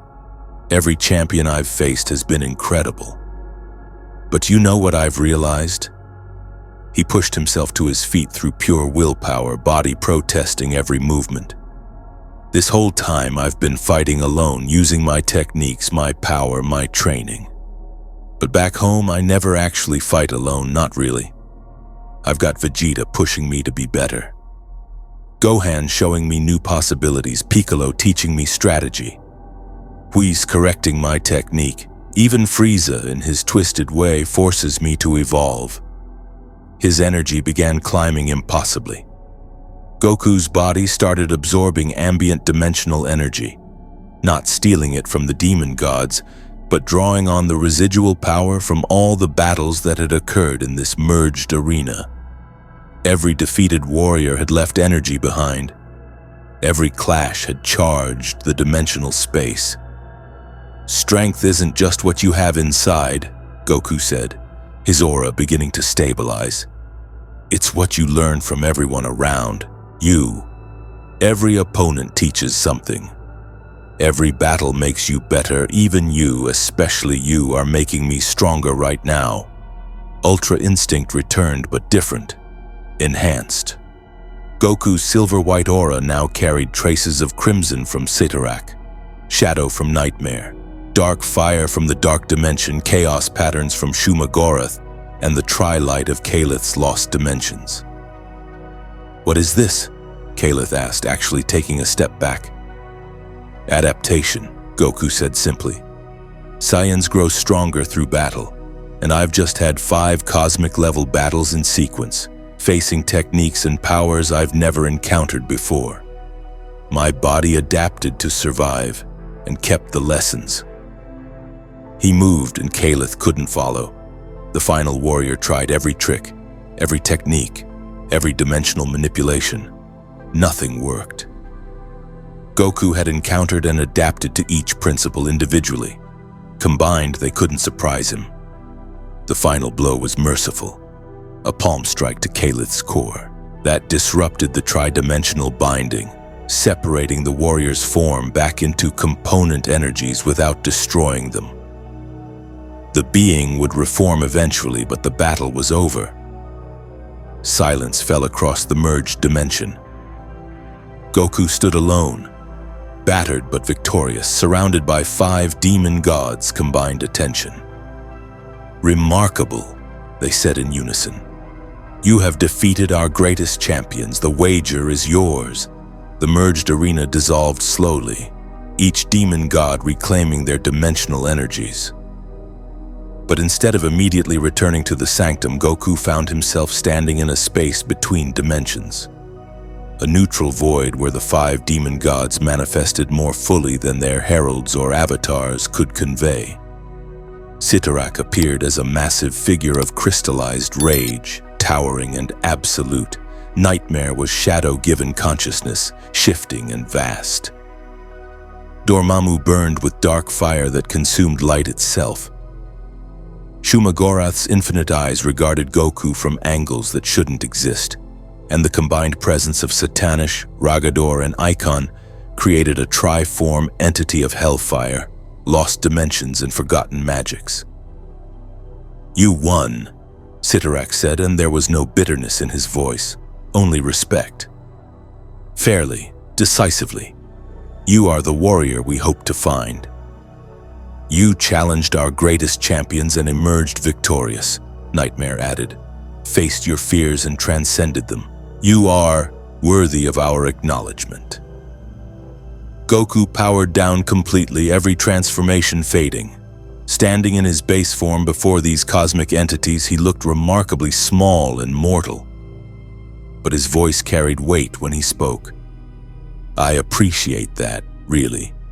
But here's what I don't understand. Why tournaments? Why invasions? You're all incredibly powerful. You've existed for eons. What's the point of trying to conquer Earth?" The demon gods were silent for a long moment.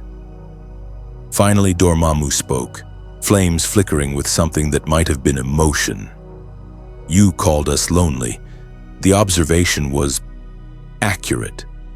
We exist in isolation, each ruling our dimension absolutely, with no equals, no challenges, no purpose beyond simply being. The tournament was an attempt to find meaning through combat, to create structure where only emptiness existed." "And the dimensional merger?" Goku asked. "Hunger," Shuma-Gorath admitted, multiple voices speaking in disturbing harmony. "Not for power, though we crave that too. Hunger for connection, for existence beyond our isolated realms. Consuming Earth would have given us anchor in a dimension that knows community, relationships, purpose beyond mere survival. But that would have killed billions of people," Goku said seriously. "Destroyed families, ended friendships, erased all those connections you're hungry for. We are demon gods," Satanish's hellfire voice spoke for the triform entity. "We do not create, we consume. It is our nature." "Maybe," Goku said thoughtfully, "but nature can change. I used to be a pretty selfish fighter, only cared about getting stronger, finding tough opponents. Didn't really think about the consequences, but I learned that strength means nothing if you don't protect what matters. That real power comes from the people you fight for, not just the battles you win." He looked at each demon god directly, meeting the gaze of entities that could unmake reality itself. "You want connection? You want purpose? Stop conquering and start cooperating. Earth has so many people who need help, who face threats you could stop easily. Be heroes instead of villains. Use your power to protect instead of destroy."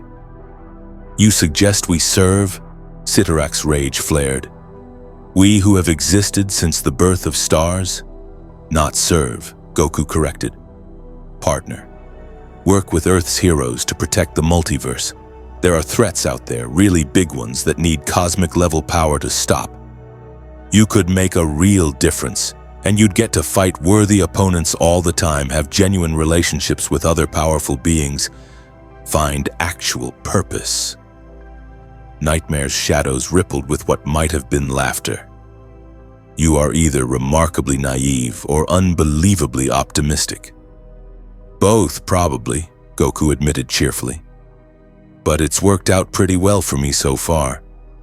I've made friends with people who started as enemies, built connections with beings from across different universes, found purpose beyond just fighting.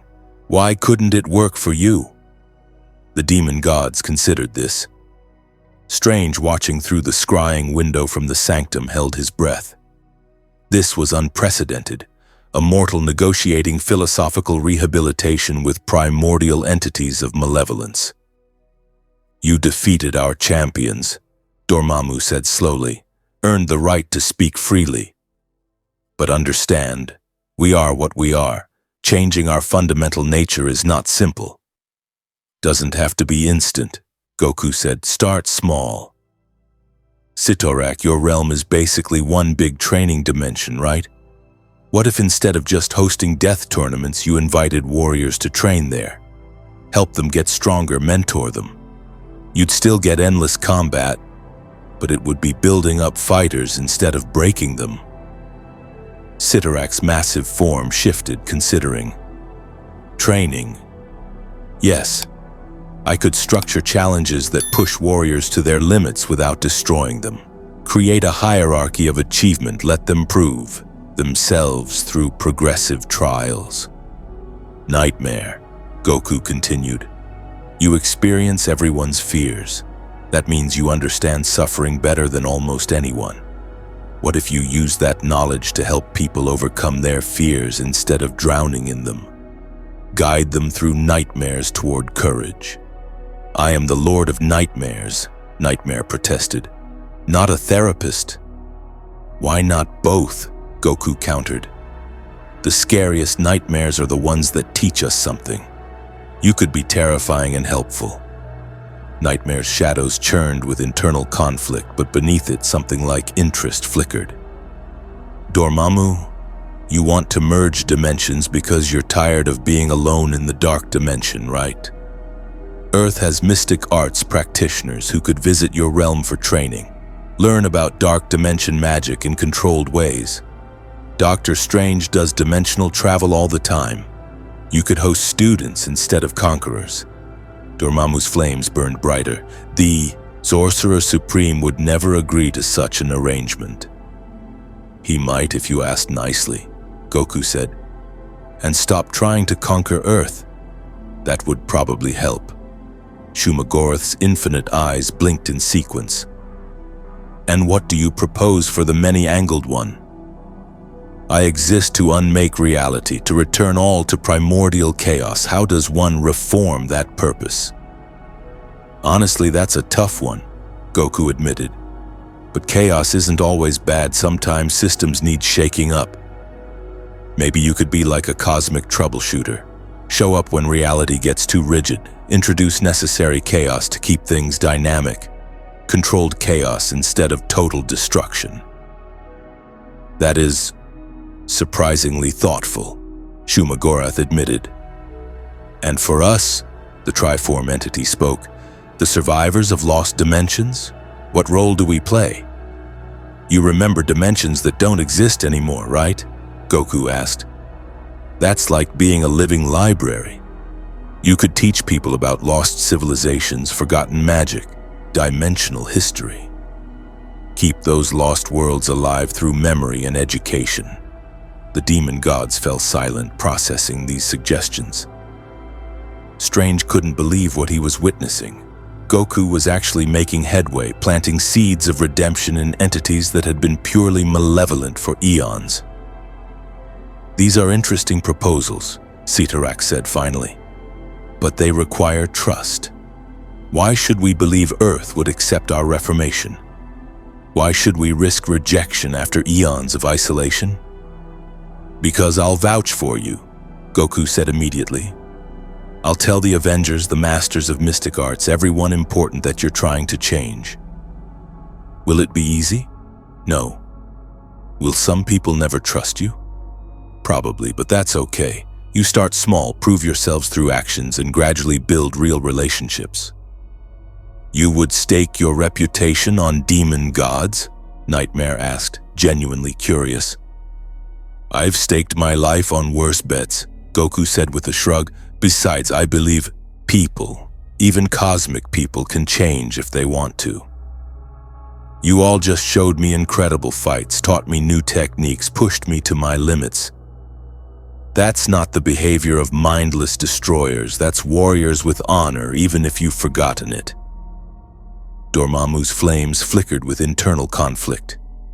If we agree to the reformation, Adalda, what guarantees do we have that Earth will not simply seal us away once we make ourselves vulnerable? My word, Goku said simply. And Strange's. He's honorable.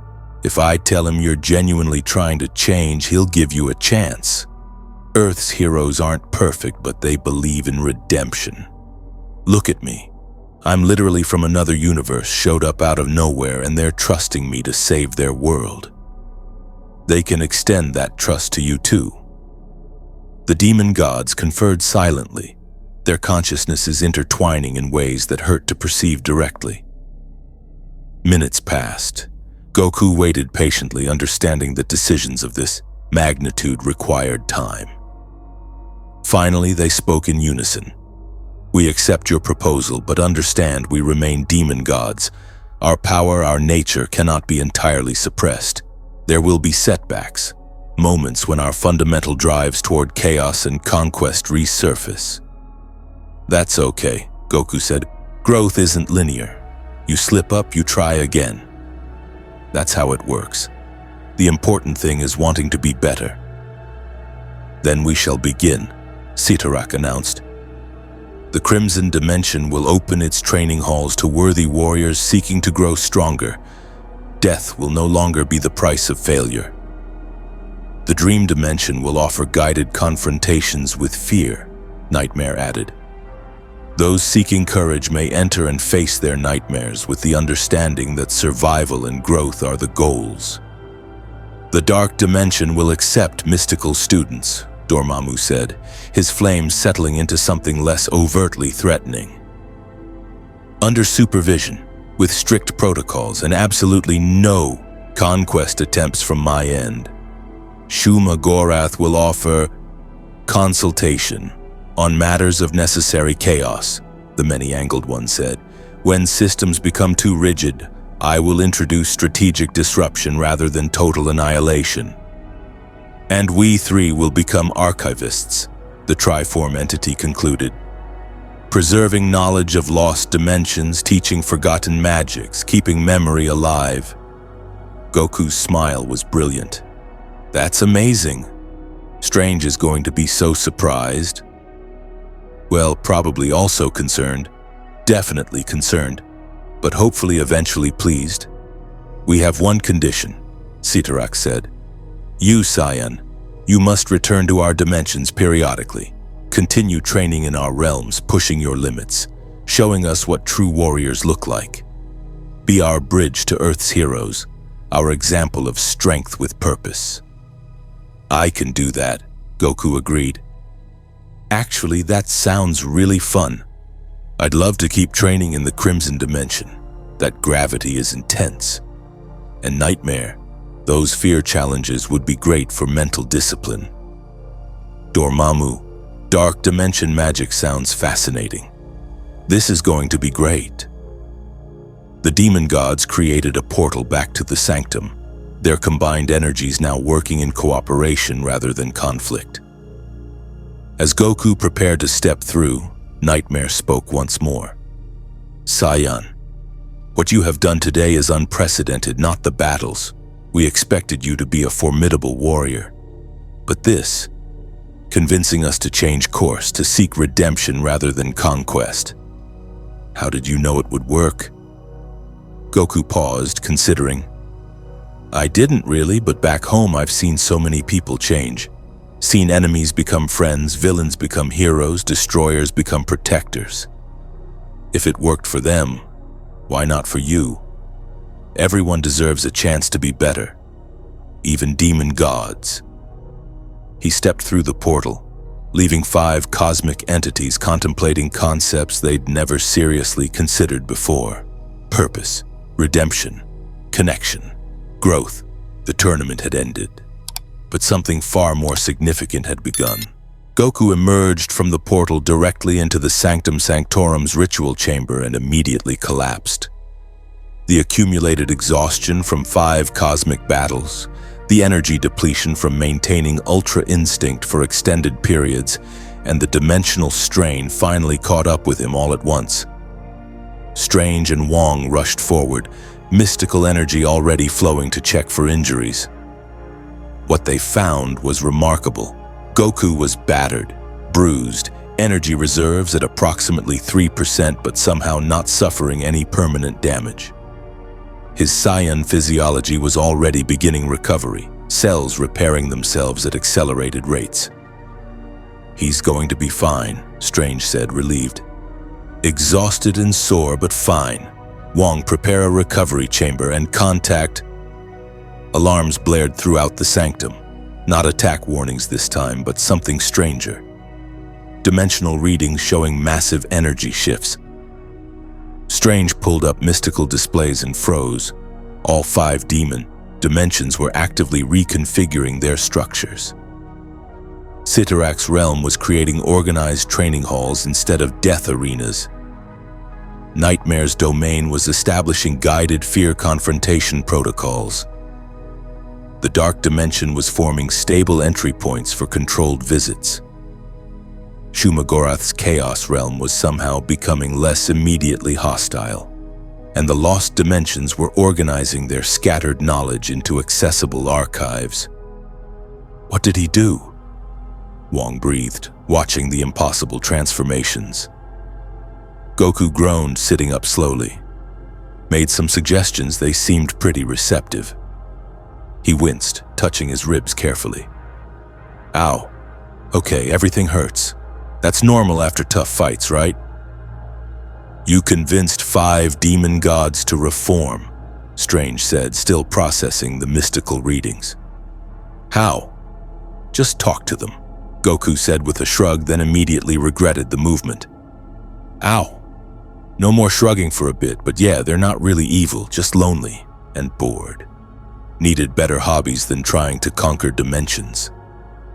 Wong started laughing, slightly hysterical laughter born from stress relief and sheer absurdity. Better hobbies. He gave demon gods better hobbies. It made sense at the time, Goku defended himself. And it worked.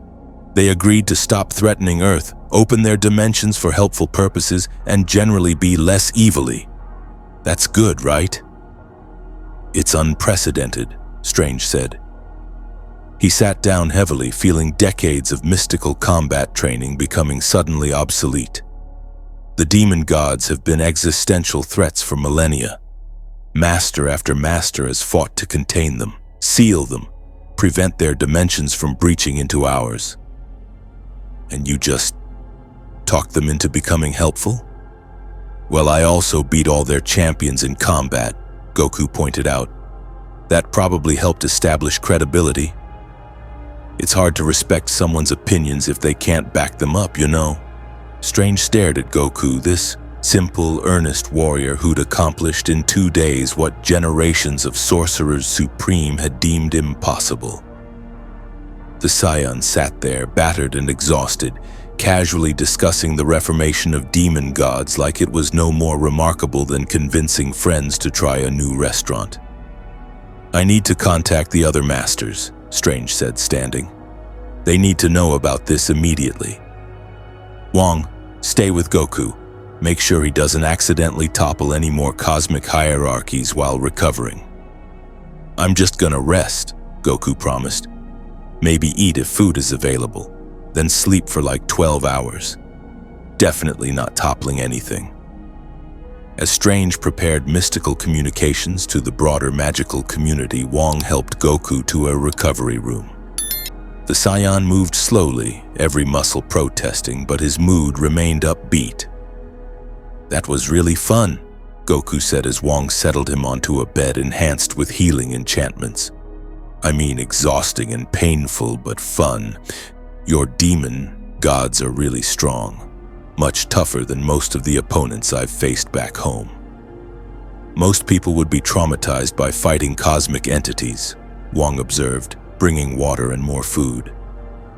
"I died fighting a cosmic entity once," Goku said matter-of-factly.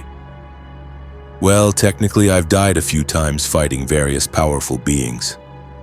You get used to it." He paused. "That probably sounds weird to you, doesn't it?" "Everything about you sounds weird to us," Wong said, but his tone was fond. "In the best possible way. You've changed everything, Goku. The entire mystical community's understanding of the demon gods, the dimensional hierarchy, even concepts of redemption and reformation. It's going to take years to fully process the implications. Sorry if I made things complicated, Goku said around a mouthful of food. Don't apologize for being extraordinary, Wong said. Just maybe warn us next time before you negotiate cosmic-scale philosophical changes. Deal, Goku agreed. He finished eating and settled back into the bed, exhaustion finally overwhelming even his enthusiasm.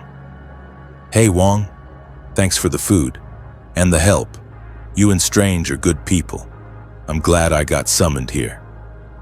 We're glad too, Wong said sincerely. Sleep now.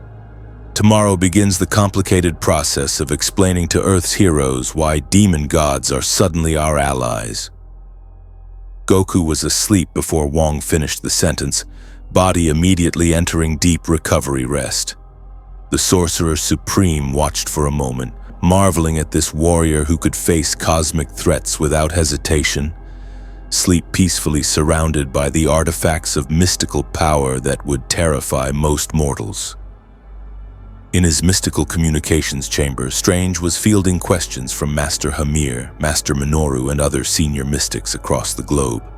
The news of the demon god's reformation was met with disbelief, skepticism, and outright denial. It's impossible, Master Hamir insisted through the scrying. Connection. Demon gods don't reform, they can't. It's counter to their fundamental nature.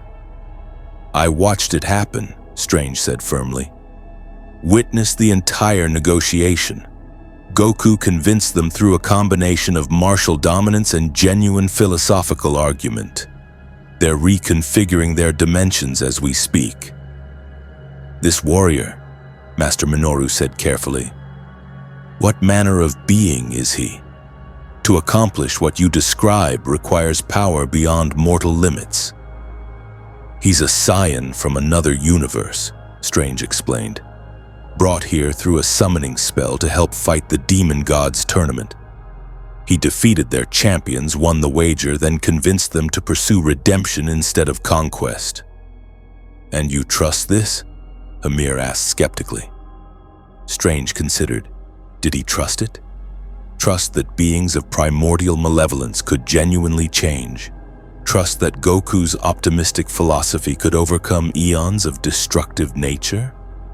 He thought about Goku's absolute sincerity, his genuine belief in redemption, his track record of turning enemies into allies. Thought about the demon god's responses, the interest in his proposals, the real changes already occurring across their dimensions. Yes, Strange said finally. I trust it. Not blindly.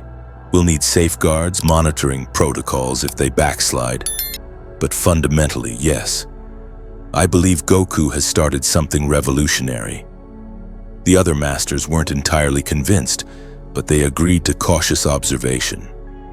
Strange ended the communications and returned to check on Goku, finding the Saiyan in deep sleep, healing enchantments working overtime to repair his battle-worn body. You've made my life infinitely more complicated, Strange said quietly to the sleeping warrior. Reformed demon gods, interdimensional alliances, new paradigms for mystical cooperation. I should be furious. He sat down in a chair beside the bed, the cloak of levitation settling around his shoulders. But you've also given us hope, shown that even the most seemingly irredeemable beings can choose a better path. Proved that strength and compassion aren't mutually exclusive. Outside the sanctum, New York City continued its eternal rhythm, millions of people going about their lives with no idea how close they'd come to dimensional annihilation, or that they'd been saved not through mystical might or strategic brilliance, but through one warrior's genuine belief that everyone, even demon gods, deserved a chance at redemption. Strange smiled despite himself. The Avengers were going to lose their minds when he explained this situation. Tony Stark alone would have approximately 17 panic attacks and 43 sarcastic comments. Thor would probably want to meet Goku immediately, recognizing a kindred spirit who fought gods as casually as most people drank coffee. With great power comes great responsibility, Strange murmured, echoing the philosophy that had guided so many of Earth's heroes. Goku embodied that principle perfectly. Immense power wielded with genuine responsibility, strength tempered by compassion.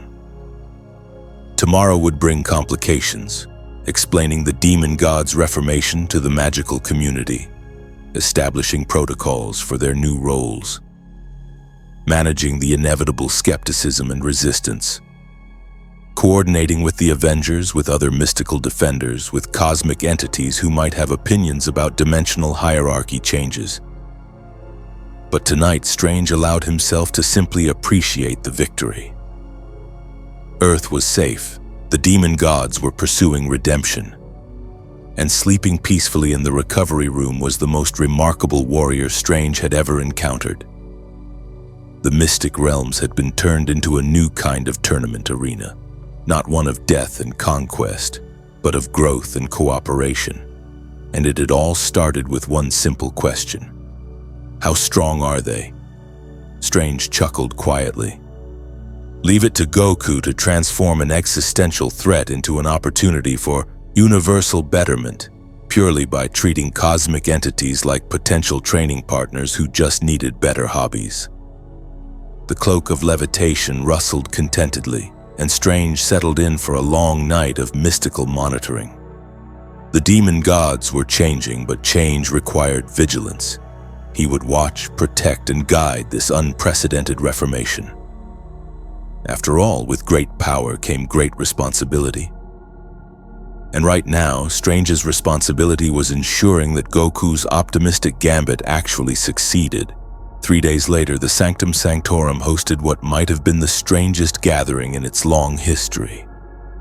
The Avengers had assembled, those available anyway, along with representatives from various mystical orders, and a very confused Nick Fury who'd been briefed on the situation and still didn't quite believe it. "Let me get this straight," Tony Stark said, Iron Man armor gleaming in the Sanctum's mystical lighting. "You summoned a warrior from another universe to fight demon gods. He won, and then convinced said demon gods to become, what exactly? Community service volunteers? Dimensional educators and trainers," Strange corrected, "with ongoing supervision and strict protocols." "This is the most insane thing I've ever heard," Fury said flatly. "And I've dealt with Skrulls, Kree invasions, and that time Loki mind-controlled half of S.H.I.E.L.D. Thor, however, was grinning broadly. "I would very much like to meet this warrior. Anyone who can fight demon gods and emerge victorious is worthy of Asgardian mead and celebration." "He's still recovering," Wong said. "The battles were extensive." As if summoned by the discussion, Goku emerged from the recovery chamber looking significantly better than 3 days ago. His GI had been cleaned and repaired, his energy was back to normal levels, and he carried himself with that easy confidence that marked true martial masters. "Oh hey, are these the Avengers?" Goku asked, eyes lighting up with genuine excitement. "Strange told me about you. You're the ones who fought Thanos, right? And that Ultron guy, and all those other threats? That's so cool." Tony stared at Goku, his arc reactor flickering slightly as Jarvis ran analysis. "My sensors are having a small breakdown. The energy readings from you are... What exactly are you?" "I'm Goku, a Saiyan from Universe 7's Earth." He extended his hand for a handshake. "Nice to meet you." Tony shook his hand cautiously, then winced. "Okay, friendly handshake. Strength, not demonstration of power." "Got it, I'm Tony Stark, genius billionaire, etc. This is getting weird even by my standards." Captain America, Steve Rogers, approached with his characteristic measured calm. "We heard you saved Earth from a dimensional invasion. On behalf of everyone, thank you. That took remarkable courage. Just did what anyone would do, Goku said with a shrug. The demon gods needed help more than anything. They were lonely, bored, didn't know how to connect with others. Once we talked it through, they were pretty reasonable. You talked it through? With demon gods, Steve repeated, processing this. After fighting their champions. Well, yeah, the fighting proved I was strong enough to be worth listening to, Goku explained. It's hard to have serious conversations with people who don't respect you. Back home, I've had to prove myself in combat lots of times before enemies would actually hear what I had to say. Natasha Romanoff, Black Widow, studied Goku with the analytical gaze of someone who'd spent years reading people. You're sincere. Completely, genuinely sincere. That's rare, especially for someone with your power level. I don't really have a reason to be insincere, Goku said, confused.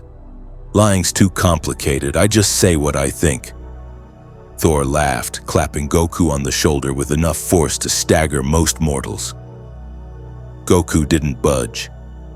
A warrior after my own heart. Straightforward, honest, powerful. We must spar sometime, Saiyan. That would be amazing. Goku's enthusiasm was infectious. I've never fought an Asgardian before. Are you as strong as the reading Strange showed me suggest? Because those numbers were really impressive. We should probably establish ground rules before scheduling god-level sparring matches, Strange interjected quickly.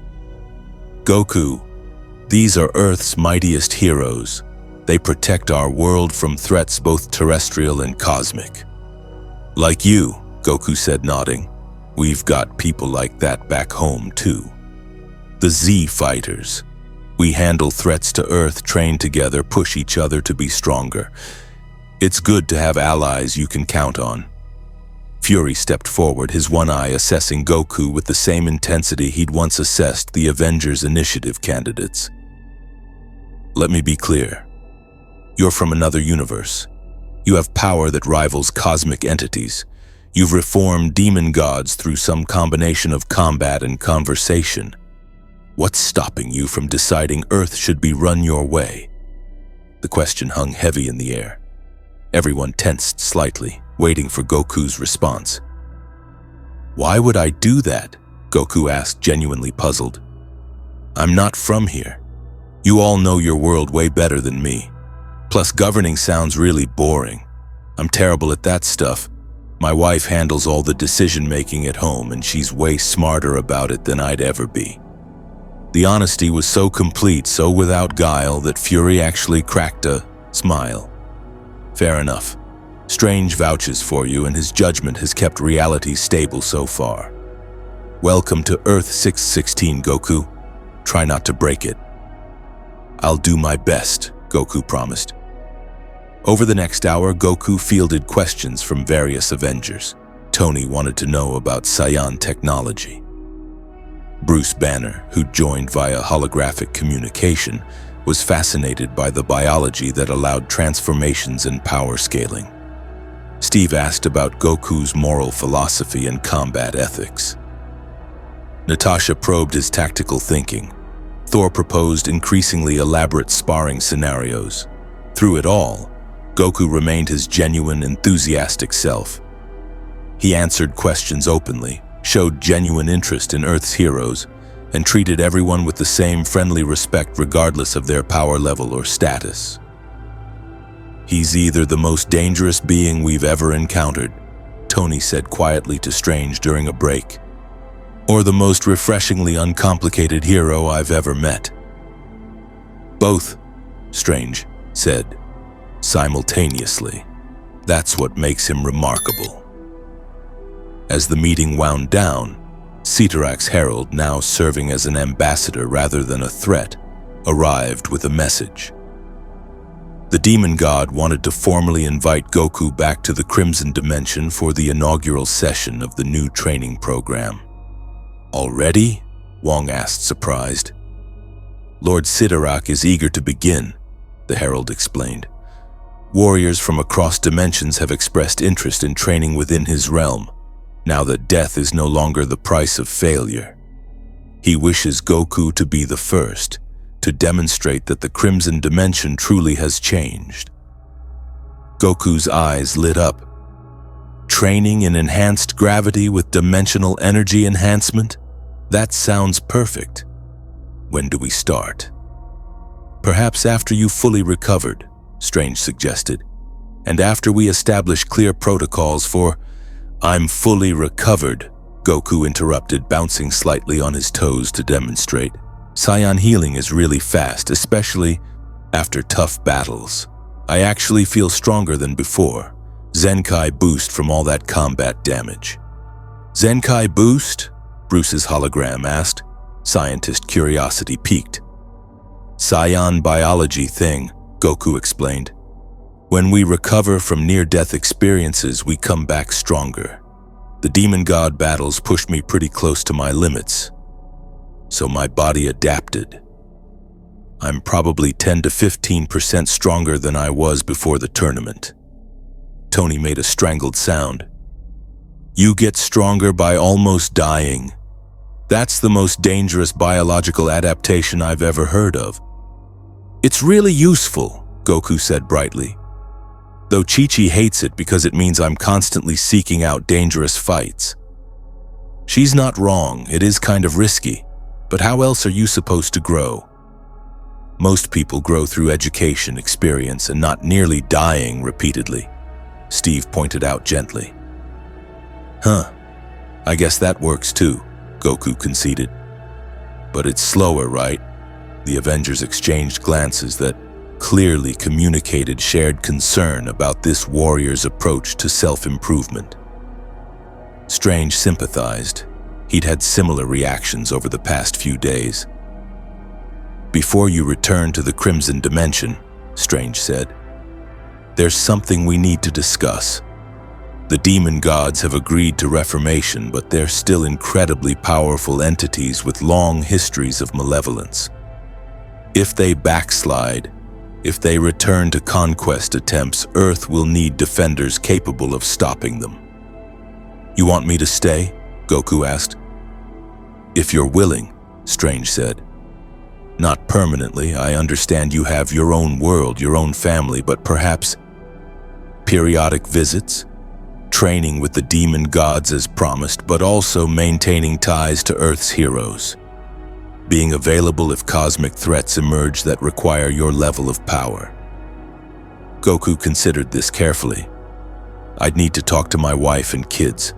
Make sure they're okay with me being gone sometimes, but yeah, I'd like that. This universe is really interesting and you all seem like good people. Plus training in different dimensions with new techniques. That's exactly the kind of growth opportunity I'm always looking for. We could establish a mystical communication link, Wong suggested. Allow you to return to your universe while maintaining contact with us. If we need you, we could summon you back with your consent. That sounds perfect, Goku said enthusiastically. And you could visit my Earth too. We've got some really strong fighters there. Vegeta would probably love to meet other cosmic-level warriors. And the food is amazing. Chi-Chi's cooking is the best in the universe. Thor perked up. A feast? With warriors from another dimension? I wholeheartedly endorse this plan. Let's not get ahead of ourselves, Fury said, though his tone suggested he was fighting a smile. First, we need to establish formal protocols for interdimensional cooperation, set up monitoring systems for the demon gods, and create contingency plans in case this all goes sideways. Smart thinking, Steve agreed. Goku, we're grateful for your help, but Fury's right. We need structure around this situation, especially given the stakes. Makes sense, Goku said. You all are way better at planning and organizing than me. I'm just good at fighting and eating, and occasionally talking demon gods into being nicer. Occasionally? Tony repeated with a laugh. Right, because that's such a common occurrence. Oh, you know, casual Tuesday, reformed some cosmic entities, had lunch, saved reality. It was actually a Thursday. Goku said helpfully. The meeting continued for another hour, establishing basic frameworks for cooperation. The Avengers would monitor the demon god's activities, working with Strange and the mystical community. Goku would maintain his promised role as interdimensional trainer and bridge between Earth and the reformed demon realms. And if serious threats emerged, Kang the Conqueror, cosmic entities, universe-ending catastrophes, they'd have access to a warrior whose power could match God's. As everyone prepared to leave, Thor pulled Goku aside. "I sense great things in your future, Saiyan. You remind me of the warriors of old Asgard, pure of purpose, mighty in battle, true of heart. My father would have enjoyed meeting you." "Your father sounds like he was an impressive person," Goku said. "I'd like to hear more about Asgard sometime. Strange mentioned it's a whole different realm with its own kind of power. That sounds fascinating." "Then you shall visit," Thor declared. "Once New Asgard is properly established, we shall feast, spar, and share tales of glorious combat." "I'd really like that," Goku said sincerely. As the Avengers departed, Strange and Wong found themselves alone with Goku once more. The sanctum felt quieter, though somehow less lonely than it had before this whole adventure began. "So," Goku said, "about that Crimson Dimension training session. When should I head over?" "Tomorrow," Strange said, having anticipated the question. "That gives us time to establish mystical monitoring, ensure Cyttorak's new protocols are properly implemented, and brief you on what to watch for if the demon god shows signs of backsliding." "Fair enough," Goku agreed. "And after that, what other dimensions should I check out? Nightmare mentioned his fear training, and Dormammu's dark dimension magic sounded really interesting, and—" "One dimension at a time," Wong interrupted, amused. "We'll create a schedule. Structured visits to each reformed demon realm with clear objectives and safety protocols." "You two are really good at this organizing stuff," Goku observed. "Back home, we kind of just deal with threats as they come up. No real structure beyond bad guy appears, we fight them, hopefully win. This is way more professional." "Earth 616 has had decades of superhero activity," Strange explained. "We've learned that structure and coordination make the difference between chaotic heroism and effective protection. Though," he added with a smile, "sometimes chaotic heroism works too. You've certainly proved that." Goku grinned. "Thanks for everything. Summoning me, trusting me, letting me try my approach with the demon gods. I know it was risky. It paid off," Strange said simply. "You saved billions of lives and potentially reformed the fundamental nature of mystical dimensional relations. That's not a bad week's work." "Just did what felt right," Goku said with characteristic humility. "The demon gods were hurting, even if they expressed it through trying to conquer stuff. Helping them find better ways to deal with loneliness and boredom. That's just basic compassion, you know." Wong shook his head in wonder. "Most sorcerers supreme spend lifetimes learning to balance power and compassion. You do it instinctively." "Had good teachers," Goku said. "Master Roshi taught me martial arts and also about respecting strength, without abusing it. Master Korin showed me that true wisdom often looks silly from outside. King Kai trained me to understand cosmic balance. Whis taught me that ultimate power requires ultimate discipline. And Chi-Chi, my wife, constantly reminds me that being strong doesn't matter if you're not a good person." "Remind me to thank Chi-Chi if we ever meet," Strange said. "She's clearly the real hero of your story." Goku laughed. "She'd agree with that, and she'd be right." That evening, as Goku meditated in preparation for tomorrow's Crimson Dimension training, Strange stood on the Sanctum's balcony overlooking Greenwich Village. The city sprawled before him, millions of lives continuing in blissful ignorance of how close they'd come to dimensional annihilation. But they were safe now, protected by heroes guided by reformed demon gods, and watched over by a warrior from another universe who fought not for glory or power, but for the simple joy of protecting others and pushing his own limits. Strange felt the weight of his responsibilities shift slightly. Yes, the demon gods required monitoring. Yes, cosmic threats would continue emerging. Yes, the multiverse remained dangerous and unpredictable.